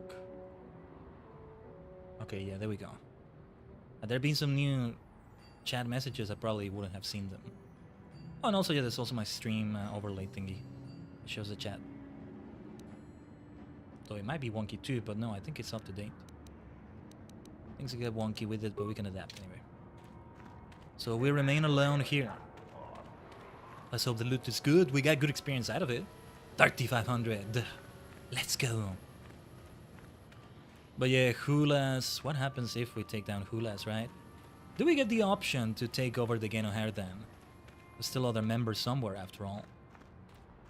It would make sense to have that option. That would really put you in the dark side. Honestly, I want to take it over. I want to take it over at this point. And just ensure that I could make it be disbanded completely. And just ensure that it can be a proper force of justice. Look at this. Look at this. How it got darker in here in the background. No way I can use the circlet of Saresh anymore. Let's make sure we keep saving at save file number 8. As we're about to head out. Good. Like, it's gonna be a tough fight. It's gonna be a tough fight. And I'm also, even if I win the fight, I may be making the wrong decision. If I still have a save before I did any of the assassinations, I might even go back to that so I don't go through this. Yeah, so much for being alone, Hulas. Yeah. This is gonna be another save. This is gonna be a brand new save. Right here. Let's make sure to use stems and a shield. Just one stem. You can't have multiple ones, can you? First, the Echani Dueling Shield. And Echani Battle Stimulant. That's the way to do it. That's the way to do it. Well, what is the Genohardan tradition, Hulas? Is this it, or are you just bullshitting me? I'm not surprised to see you here, Khaiden Tajigen. I am surprised you came alone, however. I thought you would know by now how dangerous we Genohardan are. So maybe I could have done this with companions? I knew you were too much of a coward to come alone. Really? If you knew this, you should have been smart enough to bring your friends with you. You helped me betray the other overseers. You should know I don't play fair.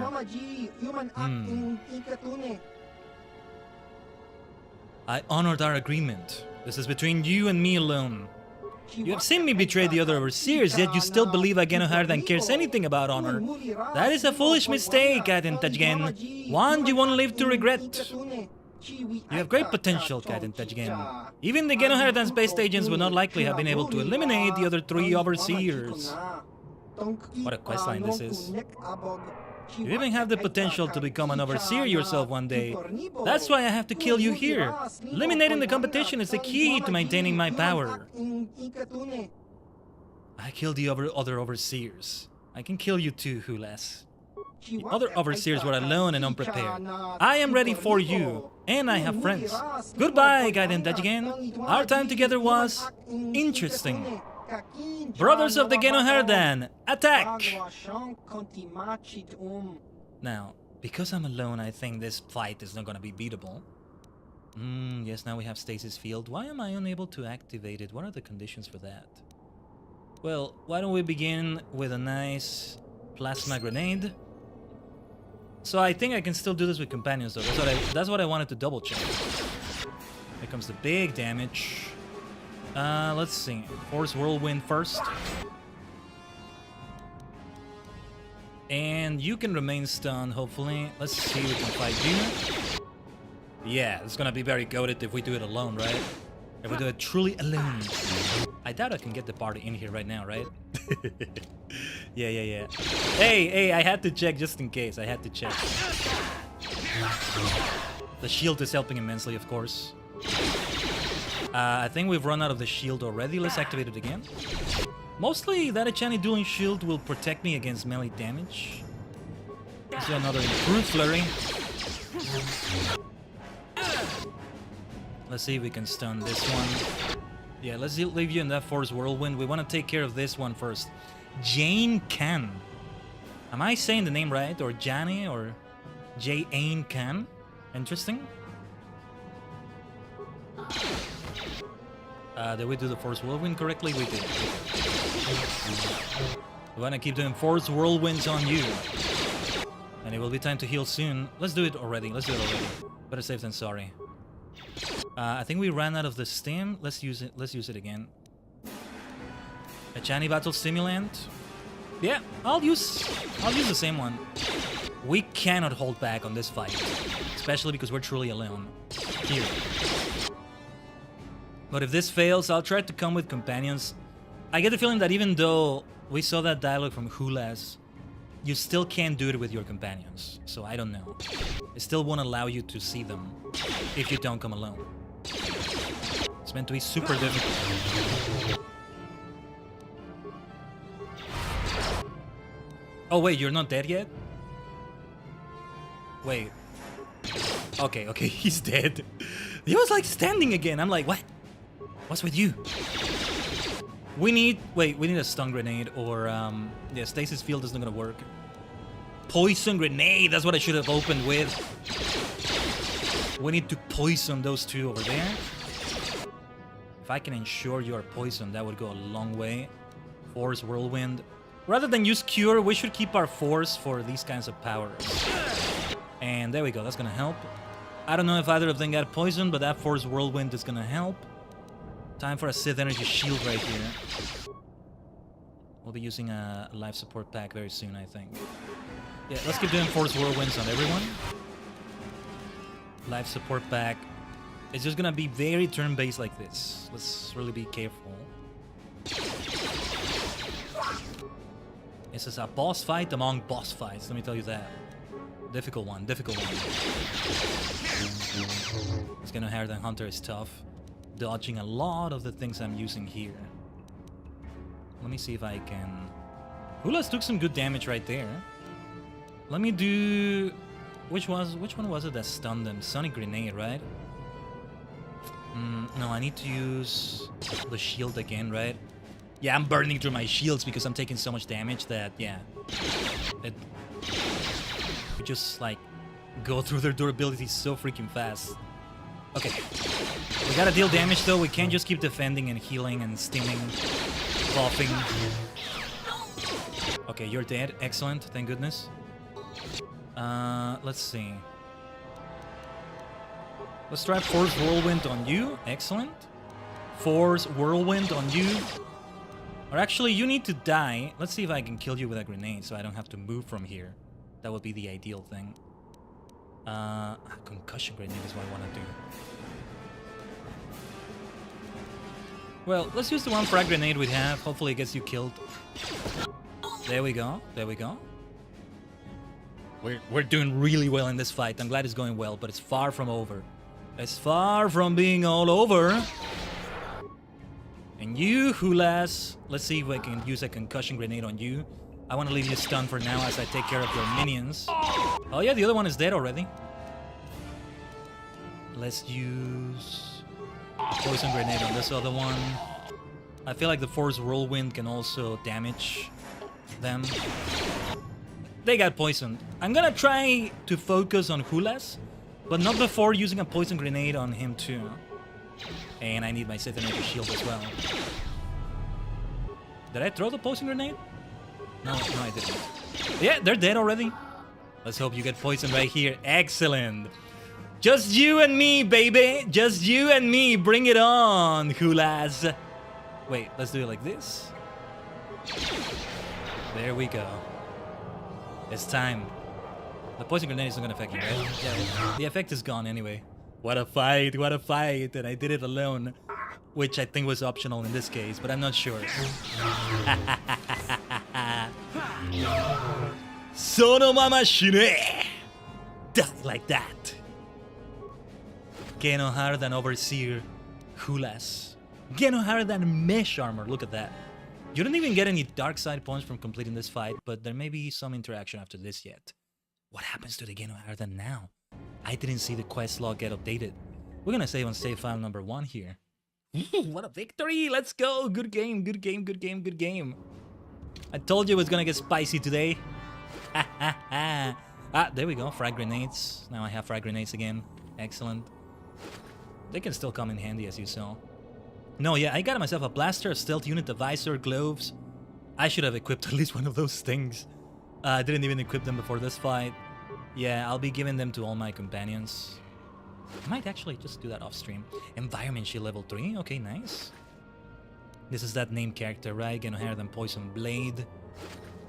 Adrenal Strength. And No remains on this one? Okay. No more remains I can interact with from the look of it. What does the quest log say then? Anything about this? Oh, it's completely over now. Nothing else after that? Huh. Feels a bit anticlimactic. Just a little bit because that was still an epic fight, but...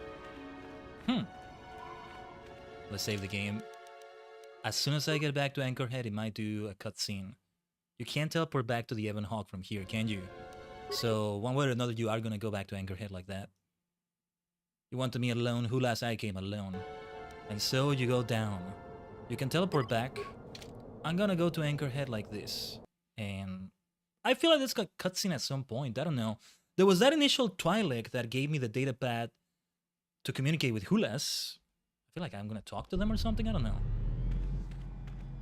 That's it. Maybe in Manan there's something. That seems to be it.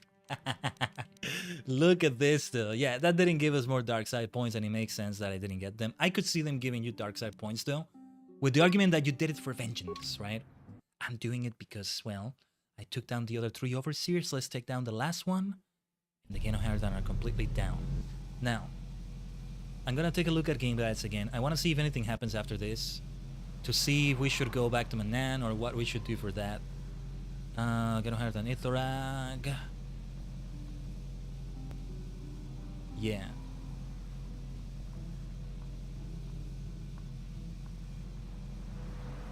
Yeah, I'm seeing from the game guide that I could have gone with my party. So we did it in even more explosive fashion. That was really good.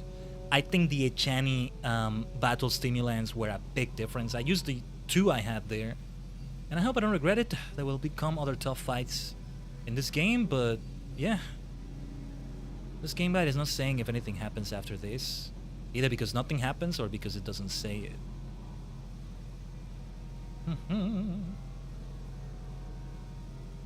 So yeah.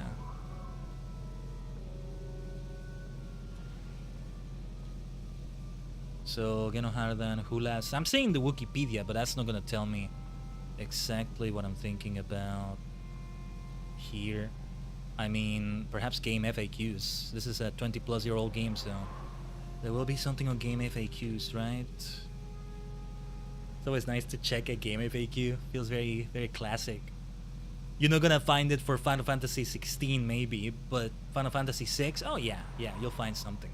There's gonna be something for FF16, but it's not really gonna have much going for it compared to a more recent thing. If it's a game that came out recently, yeah.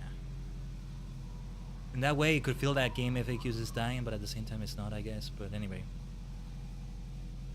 Or maybe it's just me. My mistaken impression of it. Knights of the Old Republic. So yeah, guides. Guide and walkthrough. Life-size soldier, consular guide, single saber, guardian guide. That's all very interesting. Character build-up, character optimization. D20 rule set FAQ. Pasak guide, very interesting. And like you have all sorts of different guides as well. I'm curious. Hold on. Let me search Final Fantasy 16 and see what pops up. Because of the current status of the internet, right?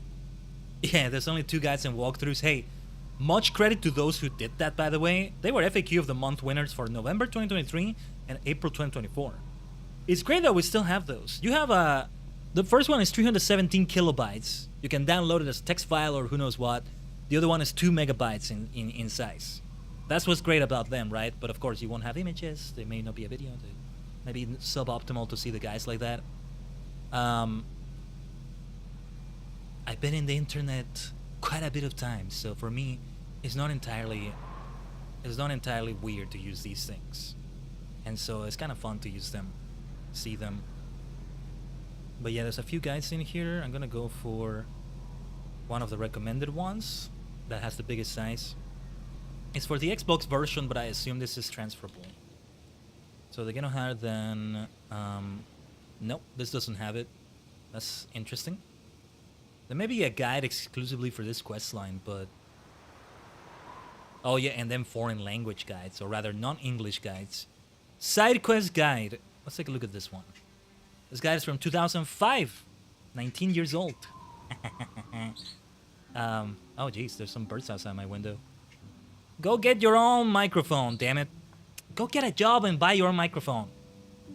Hey, I get it. You have some nice vocal talent too. Don't hijack my stream for that, bitch. Okay? Yeah, they can hear me. They can hear me, the little bastards. If you hear some birds in the background, that's why. Alright, get no higher than Assassin Guild. Yeah. Okay, yeah, they have the... alright. He asks you who does bring you up to match his sneaky lie. Doesn't say much. I just wanted to know if anything would happen after this. This may be it. Or if not, we'll find out in the next stream. Since I wanted to see if I should go back to Manan right now, or what I wanted to do was just leave it for the next stream and just end it here. Since it's a good note in which to end it, we are gonna go back to Manan one way or another on the next stream. That's gonna be our focus next time. We're finally gonna go for the Starforge pieces. Well, for the Starforge piece in Manan. Going deep underwater and all that. I remember how that whole section went for the most part. And we may do Yavin 4. And well, yeah, whatever comes after that. That's all I'm gonna say. There are spoilers. There are spoilers I'm avoiding saying because I'm aware of some things. Might be a short stream too if I only leave it for that, or if I also go for the other thing, because well, something is gonna happen once I get that third Starforge map piece. And there's only one left to collect in Korriban. In this case in Korriban, because it's the planet I'm leaving as the fourth one. And so, you know, I wanted to leave that special thing for a stream of its own too. Now, we're underestimating how long the whole thing is gonna take us, you know. How long it's gonna take us to do the main quest right there. So I'll just say right here on Tatooine. It's a bit anticlimactic, right? You just kill Hulas and there's no other dialogue after that? I don't know. Oh yeah, we have the equipment. I'll see if I can equip the companions. Myself and my companions with the right pieces of gear and all that. Let's save number 1. Save file number 1. And that's it.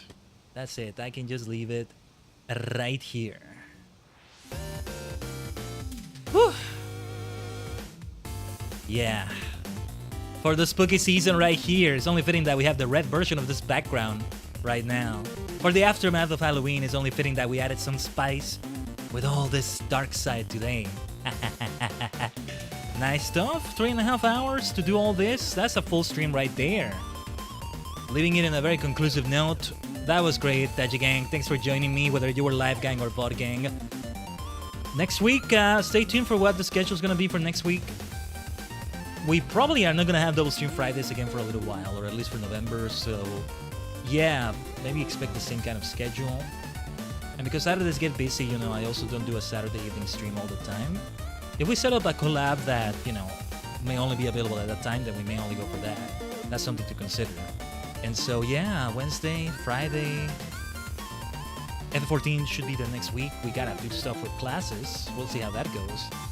And probably gonna go for Dark Knight, but I may pick up Samurai already and or Monk. Man, I want more classes. I want more classes. I want all the classes. But yeah, what was I saying? But I don't know if it's gonna be on Friday or Sunday. And other games that we have featured on the stream, we'll see what it is. We'll see what it is. There's some particular things I want to do. But yeah, Pumpkin Jack is on Wednesday, so yeah. We could go for good old Stardew, or Minecraft even, or Heels of Mystery, really. I've been meaning to also do it in the TSD Dimension this coming week, or Fall Guys. Depending on the day of the stream, actually, because yeah. Actually, I think the new Fame Pass is on Friday this time. So that's a good day for a Fall Guys stream. F14 on Sunday, so yeah, we'll see. We'll see. Stay tuned. Stay tuned. We want to go for at least those 3 streams across 3 days. And no double stream Friday, so it won't be 4 streams across 3 days. Anyway, I leave you here, Taji Gang. Thanks for watching, everyone. It was a fantastic stream week. Even with all the scuff here and there, alright? Let's end it right here. Otsukaresama deshita. Thank you for watching.